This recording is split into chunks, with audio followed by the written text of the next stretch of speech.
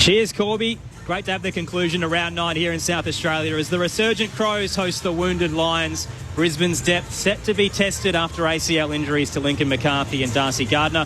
But it does open the door for some young Cubs, including debutant Shadow Brain, who is the Lions Academy product out of Noosa.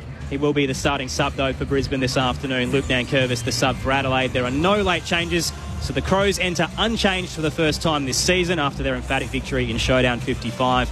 And they're hoping to tame a Lions side that has had their number, rolling them in 5 of the last 6 meetings. There's a lot on the line. The loser will find themselves 3 games outside of the top 8 at the conclusion of round 9. Aaron Bryans with you to call the action. Sunday footy on ABC Sport, and alongside me is Neil Cross. Good to see you, Crossy.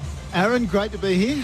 Yes, big day for the Mothers, big day for the Lions, big day for the Crows. We could go on and on and on about it, but really for these two teams in this situation they find themselves, the winner of this really has a significant lift in terms of performance in the ladder and all things indicative of what's happening this season.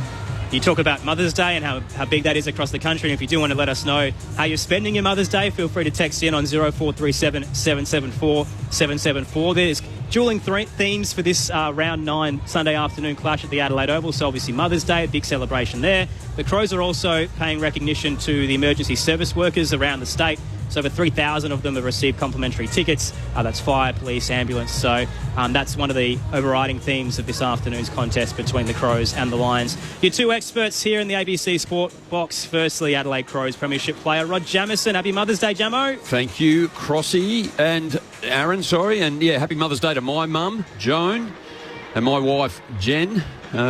Busy weekend, but able to do a nice and relaxed one. And I actually want to do a special call out, and I don't normally do this either, but my eldest daughter, her partner Harley, ran 80 kilometres yesterday in an ultra-marathon in Perth, which took him 11 and a half hours to do, and I just think was an incredible feat, so a huge call out. He's flying home today. I don't know how he's going to do it. He cramped overnight severely. 3-hour drive back from Margaret River, and then he's got a 4-hour flight home. Do you reckon you would have run 80 kilometres in a season, Jamo? I'd be lucky to do that pre-season and a season. So just incredible. The people that did it, I think there was over 300 that actually achieved that yesterday. Wow. So, well done to Harley. Great to have the great Rod Jamieson in the box this afternoon. Alongside him is All-Australian midfielder Josh Franco. Good to see you, Josh. Thanks, Aaron. Afternoon, gentlemen, and likewise, happy Mother's Day to all the mothers out there. I guess the storyline of this game is the outcome, and we don't want to get too far ahead of ourselves, but Crossy, you've already mentioned it. The winner goes 4 and 5. The loser goes 3 and 6. In the terms of Adelaide's season, they take on Collingwood at the MCG next week. So if you're an Adelaide Crow supporter here at Adelaide Oval today, it's a huge game, as it is for Brisbane, but for Adelaide, this is a massive game. And in terms of the context of the season, the hype that surrounded Adelaide coming into the 2024 season, they must win this game. And it's certainly the way they started, and they've got it back on track, haven't they, with a big win against the Kangaroos. And I thought they were good enough last week, but the way they played last week against Port Adelaide, and then you go, who would have picked the Port Geelong game on Friday night as well? So Port Adelaide played incredibly well over there versus Geelong. But you're right, I think Brisbane are limping, particularly with all the injuries. Just terrific to do 2 ACLs in one game last week. Look, absolutely, that will hurt them, but you just go through their list. Gee whiz, they're still packed with talent, aren't they? Their midfield's, bat's really deep, and still ahead and behind the ball, they still look pretty strong. So they're going to be a difficult challenge for the Crows today. Missing 8 first-choice players from their lineup, and it is a 7-day break, which is pretty stock standard now in terms of modern footy, but the Crows have that 10-day break with the Thursday night showdown, and a lot of their superstar midfielders, so Zorko, Neal, Dunkley, were playing about 90% time on ground last week. Is it enough time to recover? Oh, I think so. Yeah, I mean, they manage them, individually now, not necessarily as a group, and certainly the ones that would cover more distance and I guess need to stay off their legs throughout the week, they would have done so, and everyone sort of accepts the way that they manage each other now, and they probably do it more, or they do it better than they ever do before. Well, I think the other thing as well, they played Gold Coast up in Brisbane, and at times I think for the travelling team it can potentially be a negative impact with the different weather conditions that you face up there, but as you said, they're micro-managed to the absolute nth degree. So, no, they'll be cherry ripe for today. On the text line, Big Bad Bazza says, spending Mother's Day watching the Crows boys get that W. Well and truly ahead of things with 2 hours to play. Did he text Big Bad Bazza? He did text Big Bad Bazza. 0437 774 774. And a warm welcome to our listeners on Brisbane News Radio as well to the Adelaide Oval. For the final game of round 9, it is Adelaide and Brisbane. No late changes here. Luke Nankervis, the sub for the Crows, and the debutant Shadow Brain is the sub for the Lions. Great personal story heading into this one for Shadow. So a Lions Academy product out of Noosa. Cat B rookie for Brisbane at the age of 20, but he's one of 13 children in the Bryan family. He's the 11th sibling, so there's 8 boys and 5 girls. You see Josh's life then. I got whiplash. Happy Mother's Day to the Bryan family. I mean, there's lots of gifts coming in. Wow. Unbelievable. Also, Bretton Gladstone on the text line says, hi guys, we're celebrating Mother's Day listening to the Crows with a brisket and the barbecue, having a few drinks around the fire. That does sound like a nice way to spend your Sunday afternoon. It's a beautiful day here in Adelaide, so we might check in downstairs for conditions. The coin toss has just occurred. Liz Walsh is watching on downstairs. Over to you, Liz. Thanks, Aaron, and greetings from ground level, where it's another utterly perfect autumn day here in Adelaide. And as the Mother's Day crowd continues to build, literally we have no breeze, not a cloud in sight, and it's 18 degrees. The Crows have just won the coin toss. They'll be kicking to the Riverbank stand, end of the ground. And I'll quickly look to the benches for you as well. For the Crows, Crouch, Curtin, Cook and McHenry will start on the bench. Luke Nankervis is going in as Adelaide's tactical sub, while for Brisbane, Lohman, Berry, Pryor and Reville will start on the bench. And as you mentioned, Shadow Brain is the Lions' tactical sub. For those who've just joined us, Aaron Bryans and Neil Cross calling the action alongside Rod Jamieson and Josh Franco. Earlier today, Collingwood winners over West Coast by 66 points. How does this play out, Jamo? Oh, again, I think Brisbane are a quality side too. Last week, I gave the Gold Coast a chance, but they really dismantled them. Dane Zorko, 35 off the halfback line, had 40 disposals, covered 852 metres. McCluggey's Neil, they got quality, but I'm going to go with Adelaide. Won their last 2 and must win today. Josh? Likewise, Gemma, I totally agree with you. We saw them, as you said, dismantled Port Adelaide last week in the showdown on that Thursday night. The only thing that really worries me from Adelaide's perspective is, can they contain Hipwood? Can they contain Danaher and Charlie Cameron? If they can do that, I think they'll get the 4 points. It's the final game of the Mother's Day double header on ABC Radio, Sport Digital and the ABC Listen app. Great to have you with us for Sunday footy on ABC Sport. The Crows and the Lions from the Adelaide Oval. Neil Cross to get us going. Logan Morris and Danaher crossing deep. Charlie Cameron out at centre-half forward. You'd think it'd be one of the pivotal games of the season for these two clubs. Oscar McInerney, the big O, goes against Riley O'Brien. And O'Brien gets the first tap down to send Adelaide forward, only briefly though. They scrambled it to centre-half forward, so the front end of the square for Adelaide before the tackle's made on Dunkley for Brisbane. And now we'll get another ball up. Tossed into the air, centre-half forward for the Crows. McInerney wins it down. Was looking for McCluggage, had a couple of fumbles under pressure from Laird. The Crow does gather and Neil's on top of him. We'll get another ball up. One of the interesting storylines of the game, do Adelaide go down and try to shut down Lachie Neale? Because he is an accumulator. He does hurt the opposition. Isaac Rankin started on him now. Looks like Saligo's going to go with him. Tapped down by McInerney. Jones fell into the footy as he was tackled. Umpire hesitated for a second, thought about blowing the whistle against Rayner and opted against it. We'll try one more time with a ball up at centre-half forward for Adelaide. Off hands. Laird slipped it to O'Brien off the left foot inside 50 from the ruckman. Fogarty takes it, bursts through a tackle, off to Laird on the snap, and it's away for the minus score. So Adelaide opens its account through the first minute of play. Brisbane quick to take it in, out onto the eastern side. And the mark there for Fletcher, I believe it is. Deep in the right back pocket. An early touch for Fogarty too. He was good last week, wasn't he, in the showdown? Fletcher looks to exit. Worrell got front position, knocked it away from Morris in his second game. McCluggage was waiting front and square though. Caught in the tackle, handballed. Trying to retreat back towards defensive 50. Put Zorko under the pump. He did very well. The Marcus Ashcroft medalist gives it off to Wilmot. Straight through the corridor to half forward for Brisbane. He's looking for McInerney. Nearly reeled it in against O'Brien. Dropped it on the third bite. Gathered by Rochelle. Handball came out wide looking for Jones. Couldn't gather under pressure. Brisbane surging through half forward. Danaher from 55. Eyed off the big sticks. It was low and hard and wide. Took a bounce and ended up hitting the right hand behind post. The umpires converged for a second and they're going to call a boundary throw in front of the scoreboard.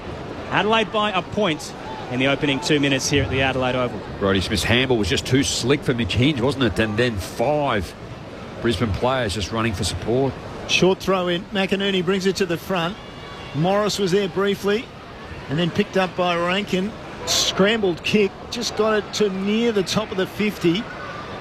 Adelaide through Scholl, back to Rankin again, and the tackler got him and forced him over the line in the end, although by Fletcher, as Rankin was conspiring. How can I get out of this one? Ball remains in the forward 50 for the Lions as it comes back into play. Another short throw, flipped over the back by McInerney. McCluggage stands up, gives it to Rayner by hand, around the corner into the pocket again, and right on the line. It is belted over the line, and we'll get a throw in. And Cross, it just shows how much faith they've got in young Michael, and he's got the massive job on Charlie Cameron. So that'll be an interesting matchup throughout the course of this game. Toss back in, a little shallow. The Rucks charge forward. O'Brien wins it down. Was looking for Rankin, who did a beautiful blind turn out of dodge. Little 1-2 with Laird, but ran out of room as he's escorted over the boundary line. Will be tossed back into play just right of the scoreboard. Adelaide by a point at the moment. On the text line, Angus from WA says, sitting on my air-seater in a small town of Cunderdin, listening to the call while it rains. Toss back in off the stoppage. Socket out of there by Adelaide towards left half back. Wilmot cuts it off, sliding in. Laird's there to meet him and knocks it over the boundary line once again in front of the Gavin Manganine stand. Rory Laird had 34 touches the last time these two sides met. But Brisbane won by 6 points, led by Hugh McCluggage, who had 28 touches and 2 goals. Very congested, isn't it? Both ends, too. We're only a few minutes in, under 4 in the first quarter, but either side can't get it clear. O'Brien with a tap down. Neal picked it up, turned out of trouble, gave it to McCluggage inside 50 for Brisbane, and Keane almost pulled it down off the feet of Cameron. Did he get a foot to the ball on the line? Umpire says yes. Opening goal to Brisbane, and they take the lead by just 5 points. Brisbane 1 goal straight 6. Adelaide just the one behind. Charlie Cameron just a right spot, right time, and got a left foot to the ball. Well, we spoke about that matchup with Michael Annie v Cameron, and just looking at the replay, Michael Annie actually couldn't have done any more. He was all over him, but Cameron was just too good. Got the rub of the draw in terms of the bounce of the footy, and that's just too hard to stop. He's lucky probably to get the free anyway too. Yeah. Michael Annie actually was holding onto his shorts. Charlie Cameron threw the arms out, but just electrifying speed. But if you're a small forward out there, come and watch. That's how you crumb a footy, and you hit the front and centre at pace. Unstoppable. Thoughts of Josh Franco, Rod Jamieson, your experts this afternoon. Charlie Cameron, the former Crow, played 73 games here for Adelaide. Now in the Lions colours, and hits the scoreboard first in this contest. Out of the middle, O'Brien won it down. Did his own crumb work as well. Diving handball to Dawson, then Laird. Tumbling forward, kick through the centre square for Adelaide. And a free kick as Rochelle tried to gather. Zorko impeding him. Keen to see his game today. Rochelle loads up quickly. Long ball into the 50. Rising up. Fogarty clunks it. Did he? Slapped away late as he hit the deck. Play continues. Himmelberg can gather. Sidesteps a tackler. Kicks for home from 40. And the Big Izzy strikes at the Riverbank stand end. Himmelberg gets Adelaide on the board, and they snatch back the lead. 1-1-7 to Brisbane's 1 straight 6. 5 minutes into the opening term. Sunday footy on ABC Sport. Just one of 6 players that are sneaking up on their 50th game, so starting to get some experience into the youth and the young group of Adelaide, but really smart. Fogarty probably a little unlucky not to be paid the mark. He held onto it a long way down, but numbers around the footy, quick handball, and just Himmelberg using his evasive skills to finish off well. Interesting as well. Himmelberg's one of those sort of enigmatic players that he can't quite break it into the senior AFL level. Obviously, he gets his opportunity again today, and he was superb there. The early part of the career, it's been forward. They've tried him up back, and now they've thrown him back up forward. Originally out of the Brisbane club, Mount Gravatt, and out of the centre comes Lachie Neale. For Brisbane, straight down into the half-forward line, over the back it goes. Keane got a foot to it. It's still caught in there. Berry picked it up, hand pass out. In the clear was Danaher, across the body to goal, and hits the post. So Brisbane level it up, 1-1 apiece. And we've gone through 6 minutes of the opening quarter. Worrell plays on straight away for Adelaide. Heaves it up towards the outer side. 1-on-1. Trying to take the mark. I reckon was Keane, and he's wrapped up. That was Butts, who's held up by Fletcher. Ball hits the deck, and we'll get a ball up in front of the Jack Odie stand. Slick haircut. The new one? It does look a little different out there. Threw me a bit. O'Brien down. Berry cuts it off, though, for Brisbane. Uses Neil. Now Dunkley up towards right half forward. Nice kick to Morris, but it slipped straight through his hands and over the boundary line, so it'll be tossed back in. Another great story. We've spoken a bit about Shadow Brain, the sub for the Lions, but Logan Morris last weekend ran 22 kilometres as he played in the VFL. And then he went and got Macca's, went and had some soup from the trainer, and then played in the seniors game as the late in. I think it was like a burger and a whole heap of nuggets, and then he had a sundae or something like that as well. Kicked 1 goal 3 to top it off. Not a bad outing. If you're going to run 22, you might as well, you're going to eat up. Don't think he followed that pre-game routine this afternoon. Brisbane, what they have done today, when they've gone inside 50 on 3 occasions, they've actually got Danaher out wide, haven't they, on the left side, so he can use his preferred. Neil again doing great work inside. Umpire's going to call it back for a throw, though. Thought he pushed off Dawson and spun and hand passed, but the umpire said no. Dawson with the free kick on defensive 50 for Adelaide. Eastern side goes long, looking for Fogarty. Powerful mark in front. Plays on now. Takes a bounce towards the centre square and tries to push off Berry. Successful in the end. Stumbles forward. Tries to hit Himmelberg at the top of the square, at the goal square. And Brisbane knock it away. And then McKenna's hand pass a little too severe for his teammate. Over the line in the forward pocket for Adelaide. You can just see Fogarty gaining confidence, can't you? As I said, we saw it last Thursday against Port Adelaide, and once again he started this game superbly. The fog is on. Yeah. Poor record against Brisbane, just the 1 goal from 3 games, but he's looking lively early. Tossed back in. McInerney just took it out of the ruck with ease, but kicked it straight into Dunkley. Ricochets 25 out for the Crows. Saligo fell into the footy and paddled it towards the goal square. Lester was there and handed off to Zorko, who smartly weaved his way over the behind line and rushes it through as Adelaide hits the front once again by a point. 1-2-8 to Brisbane's 1-1-7. 9 minutes into the opening term, Sunday footy on ABC Sport. So Brisbane just chipping around inside defensive 50. Neil from that eastern side comes right across the ground to Pryor. He's on his left foot in the shade of the grandstand down the line beautifully. Found Dunkley. Laser kick. Just behind centre wing. Dunkley chops it over the top. Fletcher, one of the younger players. They've got quite a few younger players in this side now, Brisbane. Of course, the debutant today, as well as 2 that have played just 1 game. Here's Lohman off the pack as the kick went down the line. Couldn't take it. Crouches on the ground now. Gave it to Butts. Then away to Dawson, who wanted his left leg. Scrambled the kick towards centre wing. Intercept mark taken by Fletcher for Brisbane. Looking for options in front of the benches and a few beside him, but instead he'll bang it long up towards the 50 for Brisbane. Trailing by a point. Danaher floated across but couldn't get a jump. Weighted down for the crumb. Ball hit the deck. Bounced off his shins and rolls towards the boundary line. He'll be tossed back into play left forward pocket at the northern end or the left-hand side of your radio dial. Adelaide by a point. On the text line, Ron says, cooking dinner for my mum while she sips on champagne listening to the call. That's an excellent Mother's Day idea. Supper's 2 hours away. Is she going to make it? Tossed back in. McInerney won it down. Crouch was there, though. Hands it to Laird and Adelaide get the exit. Towards left half back. He kicked for territory. Cook's first out to it. Got away from Reveal. Little 1-2 with Michael Annie, and Cook now has some time. Heads down the line on the outer side to Scholl. Loops the handball over the top looking for Laird. Had Neil to turn to. Got around from him, but gave Keys an awkward handball. It won't matter. Coming back because the Neil tackle was high. So a free kick to the 2-time All-Australian and Rory Laird. He's called to play on. He'll go forward with the handball once again. This time to Dawson as the skipper blazes it into the left forward pocket. Andrews crunched the pack. Front and square was McHenry. Gathered, tackle, dropped it. Whistle stays away. Another good tackle laid as Rankin holds things up. 30 out from goal. And we'll get a ball up close to the boundary line in the left forward pocket for Adelaide. Good technique there, Isaac Rankin. Oh, speaking of technique, straight off the pack, Rankin dribbles a ball across the goal face. Just for the minor score. Just took it on the run and looked in control but missed the kick, as did Zorko on the way out from the kick-in. Poor exit cut off by Adelaide. Michael Annie, little 1-2 with Keys. Dodging and weaving from 45 out, ran out of space. Gave it away to Lohman. He jams it out of there. A tumbling footy towards the benches. It's an awkward bounce. Worrell has to think twice. A couple of times it's Curtin who gathers. Hands it off and gets it back from Butts.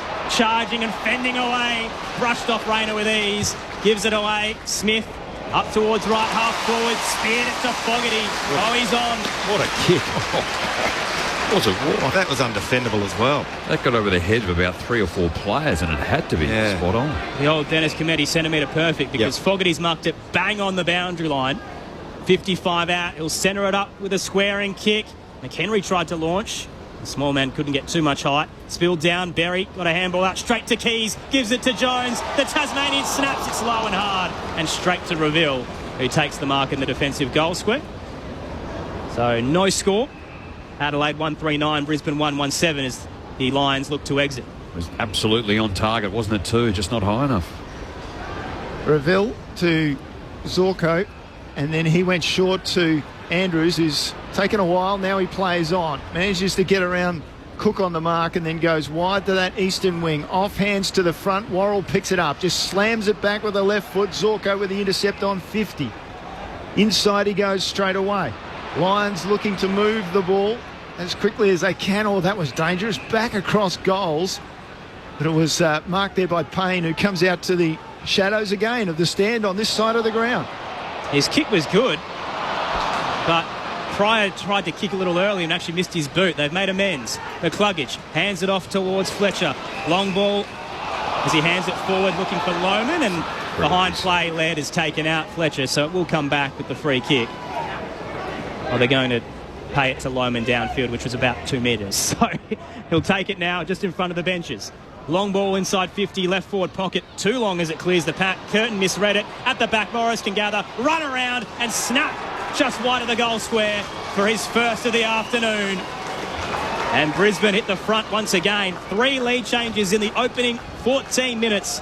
Brisbane are up 2-1-13 to the Crows 1-3-9. Sunday footy on ABC Sport. Their experts, Adelaide Premiership player Rod Jamieson, All-Australian midfielder Josh Franco. Just too easy, got over the back, wasn't it, as well? There was a couple of options there, but Logan Morris, only in his second game coming in, he'd kicked 1 goal 3. So he knows where the scores are. He's just got to straighten up, but good start. And just the cardinal sin, wasn't it? You learn that at all the under-8s, the under-10 coaches tell you bring the ball to the front, and unfortunately they weren't able to defend that and bring the ball to the front, the Crows, and they look really vulnerable over the back. And a good finish in the end. Sort of got caught in 2 minds, but pinned his ears back and backed himself and kicked a nice goal. Debuted at 18 last week, turned 19 on Friday, Morris. So it's been a big week, you'd say, for the young man. Still, Tim Watson is the youngest player to debut, I think. I'm right. I think he was 15. 15, yeah. That's in VFL history. But anyway, we won't go to that. Ball out of the middle now. Saligo finally gets possession for Adelaide. Smith shows the ball from half back and then goes around and loops and gets a return hand pass. Across the square he went. He overcooked it to O'Brien, picked up by Danaher. He finds McCluggage at centre half forward. Inside 50, what a kick. He just moved to the right. And Archie led straight up the middle and he drilled him 20 metres out. I don't want to make any excuses, but I think Riley O'Brien was looking straight into the sun. He didn't even get his hands near it. It just highlights as well that in the modern game, if you want to be aggressive back through the corridor and you turn it over, gee whiz, you look vulnerable on the way back. Callum Archie, 1 goal straight for the season, becomes 1-1. Well away to the right from 20 out, straight in front. And so the Brisbane lead is 5 points now. We'll go down to Liz Walsh on the boundary in just a moment as the ball comes back in from Hinge. Booming kick towards the benches on the broadcast side, and Andrews rises above the pack to claim the mark. Sends it straight back where it came from. Launching was Hipwood too early. This time Worrell read it best as he brings it to ground, gathers and hands it off to Keane. He thrusts it back out of defensive 50. Keys threw himself into Neal in the air. Ball ricochets out to Crouch. Saligo and Laird combining for Adelaide at right half back. Scholl over the top to Saligo. Flirting with the boundary line, his kick is poor, but it slips straight through Danaher's hands. It was uncontested. Keys at the back, snaps, smothered, rolls towards the 50. Himmelberg paddled it on looking for a Shelley, who just ran past it. Here comes the tackler and Andrews, who gives it back to Himmelberg, and he sprays it to the right-hand side. Oh, it was messy, but gee, it was enthralling. Minor score, Brisbane up by 4 as Adelaide moved to 1-4-10. The Lions 2-2-14 as we close in on time on in the opening term. So Brisbane are going out to the eastern side of the ground. couple of chips and they've found McCluggage. Now his long kick finds Morris. No, not quite. Good pressure coming back from Keane, and now he's been offended on, and the umpire's calling play on advantage. Laird across the centre square. He goes to Himmelberg with the mark just forward of centre. Started well, Himmelberg. Yeah, it has. Been good. Great He kick. drops a good kick inside 50. Another perfect delivery for the forwards. That time it was Rankin, and he led up, took it 45 from goal, just to the right. So gives a chance. Liz Walsh. Just a little one to keep an eye on. Crows captain Jordan Dawson has had some quite decent strapping put onto his right calf while he's been spending some time on the bench here. Not ideal. Hugh McCluggage, the other end too, pierced into Archie with a similar sort of kick. Archie missed. McCluggage had 32 disposals and 10 inside 50s last week. Beautiful day for football. Rankin, he'll have to kick this just a little more than 50. Sends it high and sends it just a little bit more than 50 for the goal. Adelaide take the lead, 2-4-16. Brisbane 2-2-14. Enthralling opening quarter, 18 and a half minutes in on ABC Sport. Well, obviously, Rankin ended up finishing the goal, but I think it was Keane on the half-back flank for the Crows, decided to come off his man, and it's one of those gambles to come forward. He did. He was able to influence the play, bring the ball to ground, and then the Crows were able to counteract off the half-back flank. And as we said, that kick from Himmelberg, laser-like, had some speed on it, and again, Rankin presenting superbly. Difficult to defend in that situation. 9 entries to 7 in favour of Adelaide for 2-goal-4 to 2-goal-2. I think what Adelaide would be disappointed about, 31 kicks, 35 handballs. So really need to separate that ratio, whereas Brisbane now 36 kicks to 17 handballs. Crows by 2, 4 lead changes already. McInerney down looking for Neil, had Laird on his tail and left the footy behind. Dawson gathers for Adelaide, arches the back and bursts to the outer wing. He'll hand it off to Laird, who sidesteps, but then he's caught in a tackle from Lohman, charging from behind. Got a kick away, only found Zorko. Defensive 50 arc, he gives it to McCluggage. Beautiful dodge out of traffic and gets it to Neil. Now Zorko, what a trifecta. Out wide, good little dodge and kick forward from Pryor up towards the 50. Bouncing towards the arc, Keane, a little low for him. At the back, Jones gathered, was tackled. Umpire circles. And it's the non-controlling umpire. I reckon he may have made a call there. They decided to go for the ball up. About 60 out. Right half forward for Brisbane, who are currently down by 2.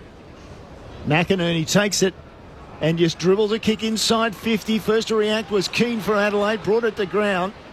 Adelaide working hard through Saligo. Broke a tackle. Comes straight across the ground with a kick that challenged and ultimately found Cook. Sliding in with a tackle just outside defensive 50. Slows things down on this broadcast side. Keeps the ball low and hard, and there's Rankin, who almost takes it. He ran into his own player, McHenry. I was going to say McCluggage, but anyway, now it's with Cameron at half forward for Brisbane. Across the goal face, and Archie has another mark. And again, he's only some 20 metres out and just to the right. He missed his last set shot. Let's see what he can do this time. What a kick from Cameron. And again, you marvel at the skills of these AFL boys, best in Australia. Again, just looked inside and had to wait to kick beautifully and found Archie. This will be goal number 50 for him, Crossy. We stumbled last time. Callum Archie makes no mistake, fist in the air. 50th in AFL football. And crucially in this match, gives Brisbane the lead close to quarter time. Brisbane 3-2-20. Adelaide 2-4-16. Seesawing opening term. It's been fun to watch in perfect conditions at the Adelaide Oval. Well, probably as, statistically having a look at the numbers, Jamo, they're pretty even. The contested ball, the ground ball gets, the inside 50s. Probably the only area, and you're sort of highlighting, is the kicking efficiency of Brisbane is running at 68%, and Adelaide at the moment just the 53%. So turning the ball a little bit over and not as efficient as they possibly could be, but good game. Yeah. Arm wrestle. Run and carry from Brisbane 2, 21 marks to 6.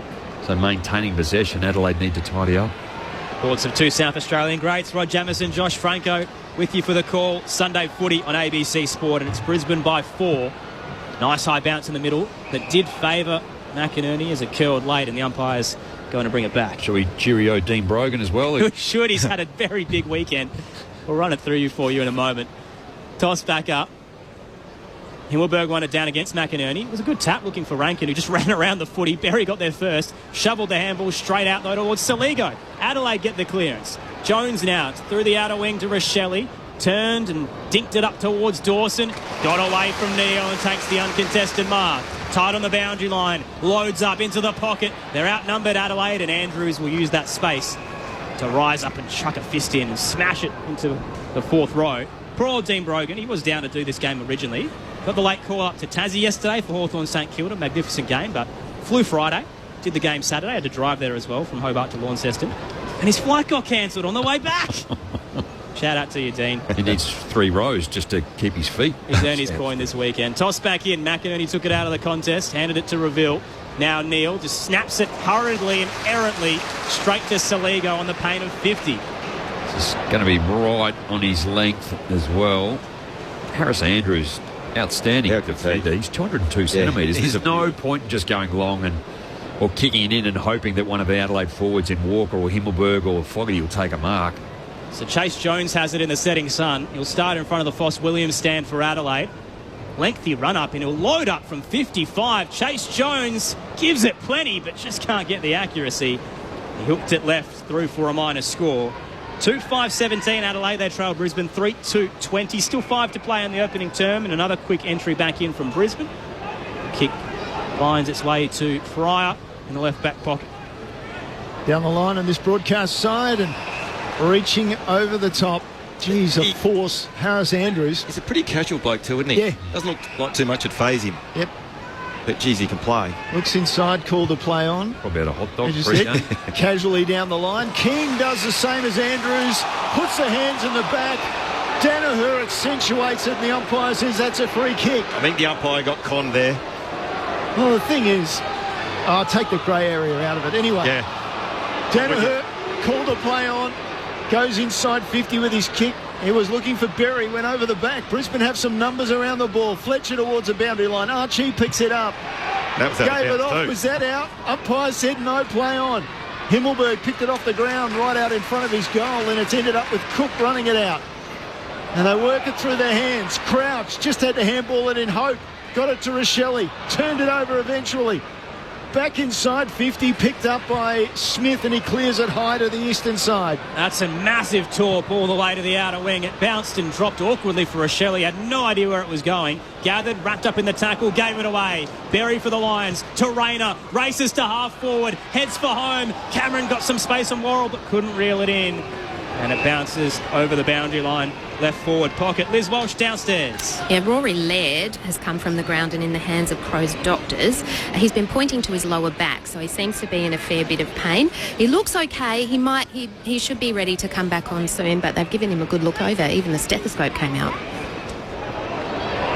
Toss back in. McInerney took it out of the stoppage. Archie slams it through for a goal, and they're going to pay it.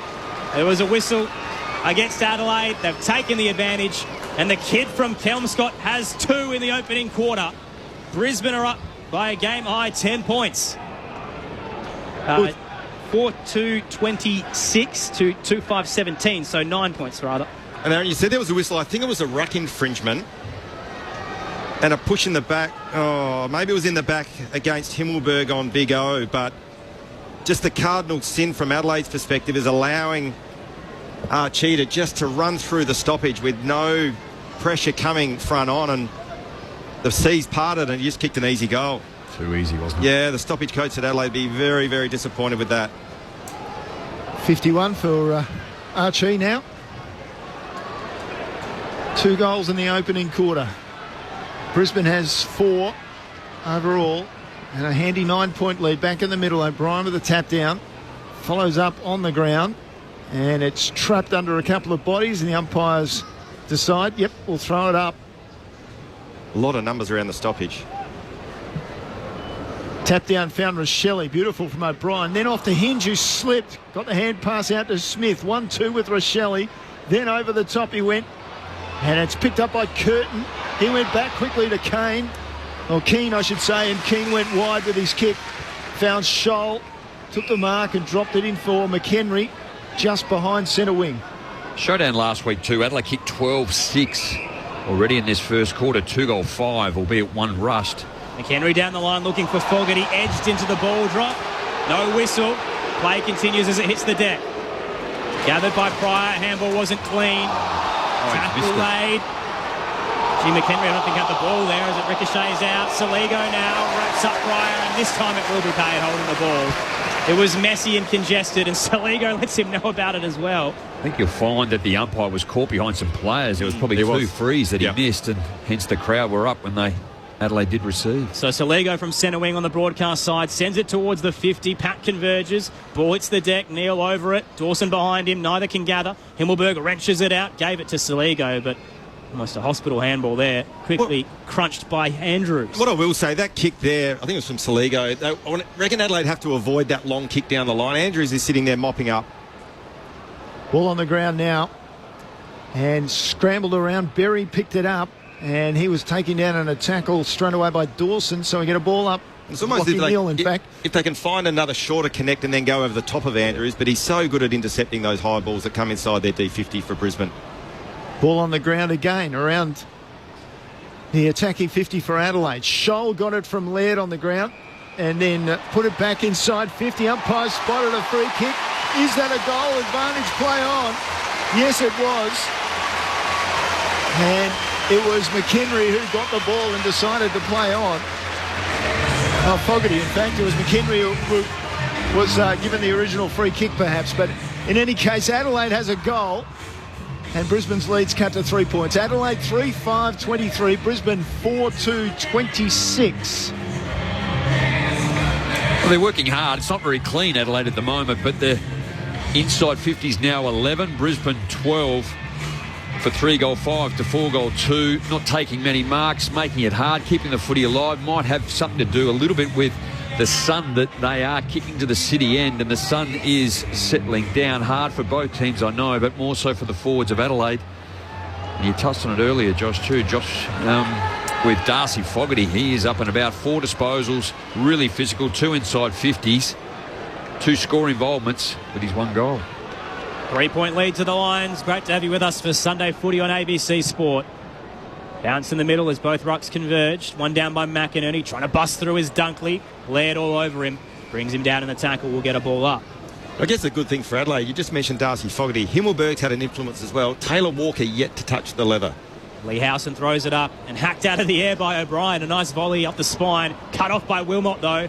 Surging through the square. He kicks up towards left half forward for Brisbane. Back with the flight. Scholl was so courageous. Had Morris coming one way, and he's launched himself and reeled it in. And the Adelaide winger kicks from right half back towards centre wing. Fogarty outnumbered 3-1, brought it down. Good close. Brisbane gathered, heavy tackle laid. They've given it away. McKenna thrusts it up towards left half forward, but an awkward bounce sees it over the boundary line. It'll be tossed back into play.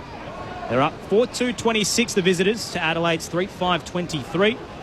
0437 774 774 if you'd like to get in touch. Let us know how you're spending your Mother's Day. Taylor Walker, you mentioned, hasn't touched the ball. He won't touch it at the moment. He's standing waiting to get on from the interchange area. Neal off the ruck contest to McCluggage. Oh, and then McKenna just didn't have a left-hand hand pass, and it wasn't helped. Then he just got it out. And then Pryor was taken over the line. A bit of push and shove involving Dawson, but we'll get a throw in just near the interchange gates. No change after all that. Still a 3-point lead for Brisbane. In it comes O'Brien with a tap down. Well done. Oh, McCluggage got sucked to the ball. Dawson waited. It was tapped out to him. Inside 50 he goes, and Andrews again pulls off a great contested mark this time against Himmelberg. Released a hand pass for Zorko, the former captain. He goes back to Andrews now, having decided, no, I don't want to go to the eastern side. They swap it back and go short, and that'll be Leicester with the ball now. Really smart, Rory Laird. It was the tap on, wasn't it, too, that we're able to give his team an advantage, and the pressure now of Adelaide to keep it in. They're forward 50. Long exit. Rayner Rose at the front of the pack, and Hinge closed late with a fist. Knocks it over the boundary line. Harris Andrews, the league leader for intercepts, and eyeing off another All-Australian Blazer. That was unbelievable then. And even watching him behind the ball, he just has this unique ability to manufacture his other defenders so he becomes almost the spare. O'Brien tapped it down straight to McCluggage, caught the belly of the ball and skies it to wrap up the opening quarter here in Adelaide. And gee, it's been an absolute ripper. We've had 5 lead changes and the Lions lead at the first change. 4-2-26 to Adelaide's 3-5-23. The goal scorers for Brisbane, 2 to Archie, singles to Morris and Cameron. And for the Crows, all individual, Rankin, Fogarty and Himmelberg. Earlier today, Collingwood defeated West Coast by 66 points. There was a flurry of injuries amongst it, which we'll run through closer to half-time. And obviously this is the conclusion to round 9 before we kickstart our Sir Doug Nicholls Indigenous round. Aaron Bryans, Neil Cross, Rod Jamieson, Josh Franco with you for the call. We'll get some analysis in a moment on ABC Radio, Sport Digital and the ABC Listen app. This is Sunday Footy on ABC Sport. Jimmy Steins here, and if you're looking for life advice, let me suggest the ABC Listen app. Try Ladies, We Need to Talk. What if it's a choice between I'm staying or I'm living out of my car with my kids? You might also like Parental as Anything, Teens. We all need to face the fact that teens are sending and receiving nude pics. Or Life Matters. Let's begin at your 60th birthday party. Load up a podcast and level up your life with the ABC Listen app. This is ABC Sports coverage of the 2024 AFL season. Every match on the ABC Listen app. Look for the AFL button. Keane almost pulled it down off the feet of Cameron. Did he get a foot to the ball on the line? Umpire says yes. Opening goal to Brisbane. Play continues. Himmelberg can gather. Sidesteps the tackler. Kicks for home from 40. And the Big Izzy strikes at the Riverbank stand end. Himmelberg gets Adelaide on the board. And they snap back the lead. Long ball inside 50, left forward pocket. Too long as it clears the pack. Curtin misread it. At the back, Morris can gather, run around and snap for his first of the afternoon. Good kick inside 50. Another perfect delivery for the forwards. That time it was Rankin. He'll have to kick this just a little more than 50. Sends it high and sends it just a little bit more than 50 for the goal. Across the goal face, and Archie has another mark. Callum Archie makes no mistake, fist in the air, 50th in AFL football. Cross back in, McInerney took it out of the stoppage. Archie slams it through for a goal, and they're going to pay it. There was a whistle against Adelaide. They've taken the advantage, and the kid from Kelmscott has 2 in the opening quarter. The 2024 AFL Premiership season. On your radio. ABC Sport Digital. And on the ABC Listen app. It's been hard to split the Crows and the Lions in this opening quarter at the Adelaide Oval to wrap up round 9. Both come in at 3 and 5. Both feeling like they're finals hopefuls, but could find themselves 3 games out of the 8 with a loss this afternoon. Brisbane currently lead by 3 points, 4-2-26 to Adelaide's 3-5-23. Aaron Bryans and Neil Cross calling the action for you on ABC Sport. Their experts, Adelaide Crows Premiership player Rod Jamieson, 3-time Showdown medalist Josh Franco. What'd you make of that opening quarter, Jamo? Well, I think Matty Nix will be a little disappointed with it, albeit Adelaide had a lot of the football too, and they're 3 points down, so still in the game. A couple of players haven't really had an impact. Again, it's that kick-to-handball ratio, and they're only going at 58%. So 48 kicks, 55 handballs. So the pressure of Brisbane, for them particularly, I think more so across the half-back line, they just want to run forward, but the handballs are going sideways and back, and then the pressure comes, and we've seen it come from behind. And Liz touched on Rory Laird. I mean, he was just a bit slow out the other side and got tackled, whether that was when he hurt his back or not too. So we'll keep an eye on that, as opposed to I guess the other way with Brisbane, just the way that they're covering the ground. They are going forward. It's 11 marks to 26 in their favour, maintaining possession.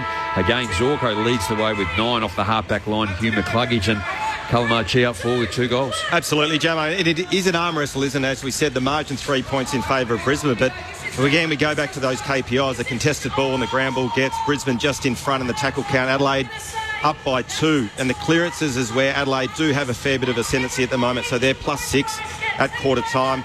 One thing from Adelaide's perspective, and we've mentioned this bloke throughout the first quarter, is Harris Andrews. If they're prepared to go in and look for shorter connects so they can get deeper entries rather than just blazing long, Harris Andrews just has that unique ability to zone off and intercept mark, and he's an absolute master at it. So from Adelaide's perspective, finding different avenues to goal. And I thought even early in that first quarter, every time the ball had a bit of speed on it from Brisbane's perspective, their dangerous forwards actually looked like they were influencing. Danaher was good. Charlie Cameron was good early. But as we said, it's a real arm wrestle and probably what we expected coming into this contest. The other danger up forward, Hipwood only had the 2 disposals there. And Cam Rayner, who's a big star, and he sort of had a good year to date too, just starting to come out off a knee reconstruction. Not really having a huge impact, but just so dangerous. So Zorko has 9, McCluggage 7, and Neil 7 as well, as Rayner has 2.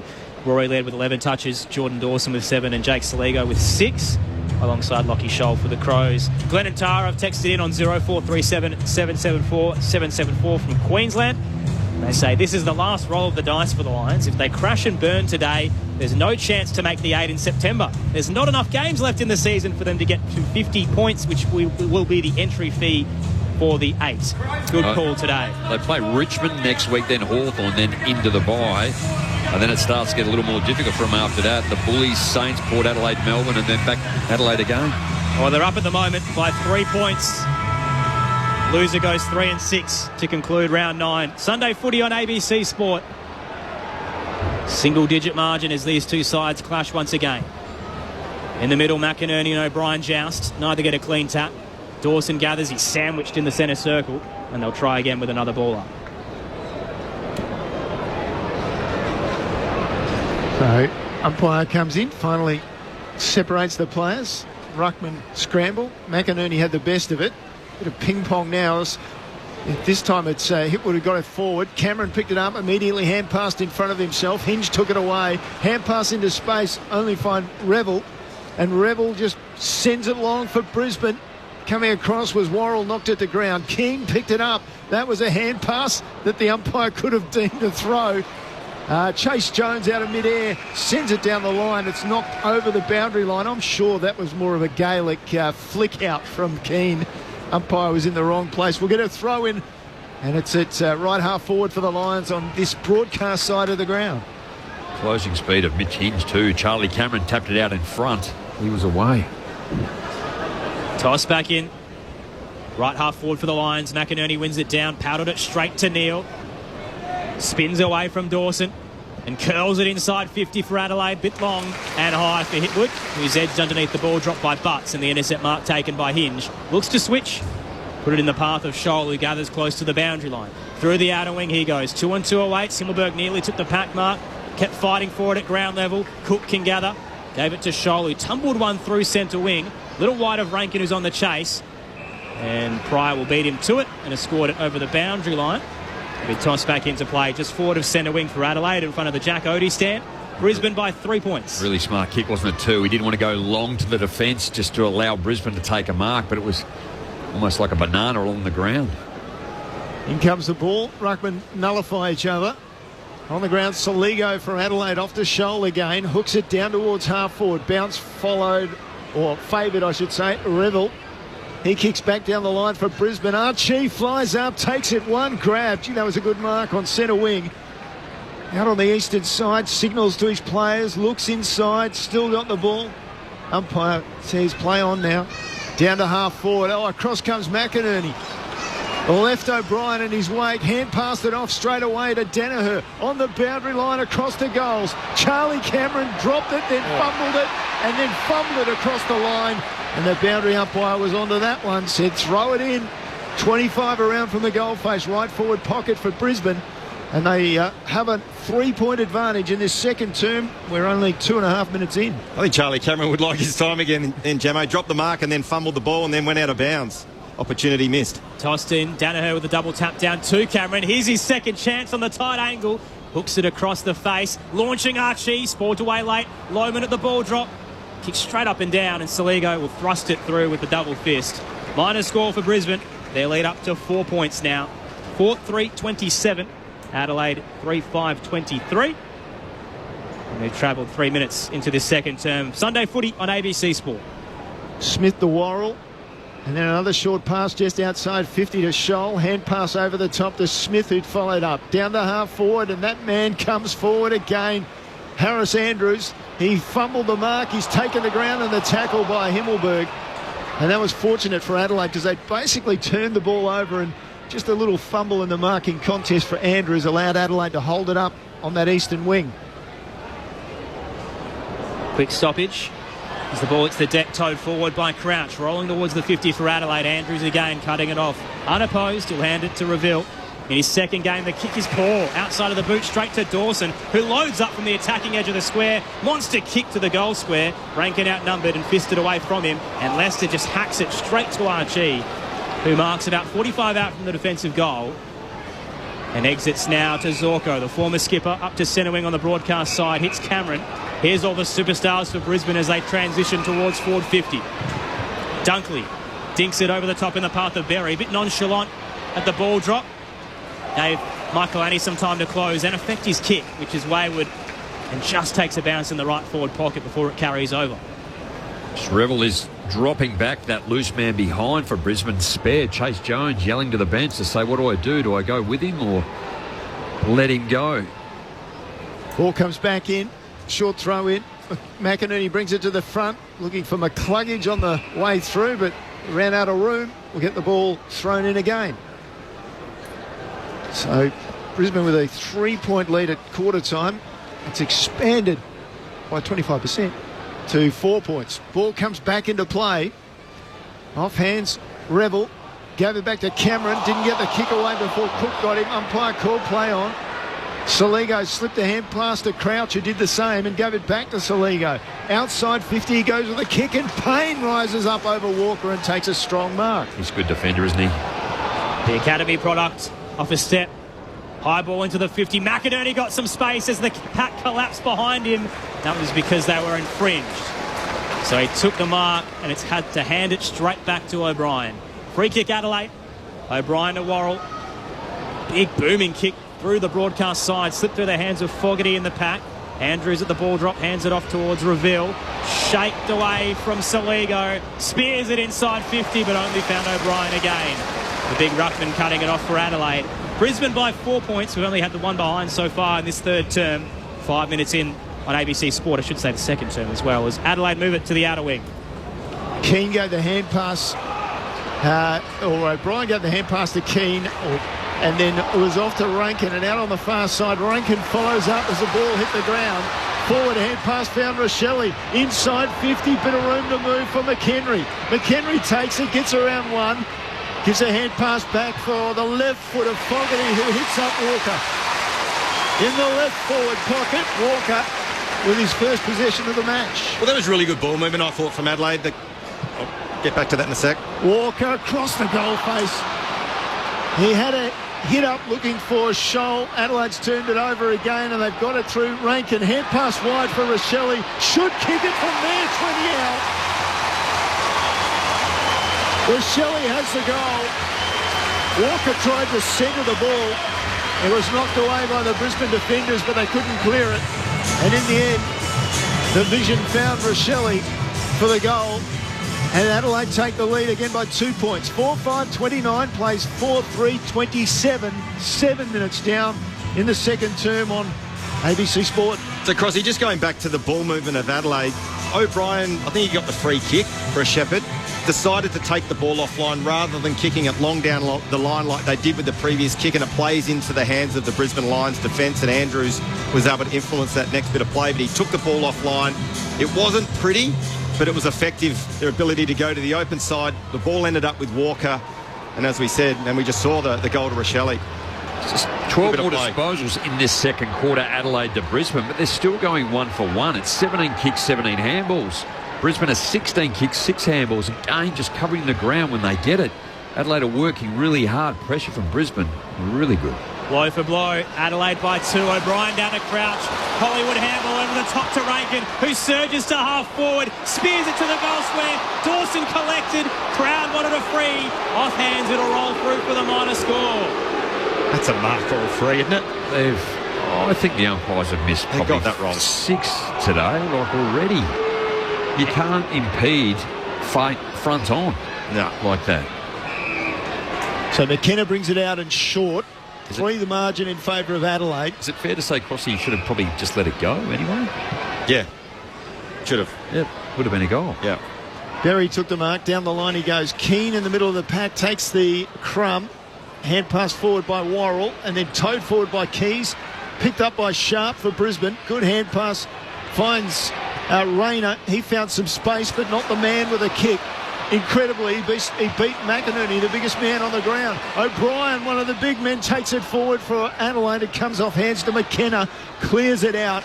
And finally, some sanity will return to the game with the ball out of bounds. We'll get a throw in. Left half forward for Brisbane on this broadcast side of the ground.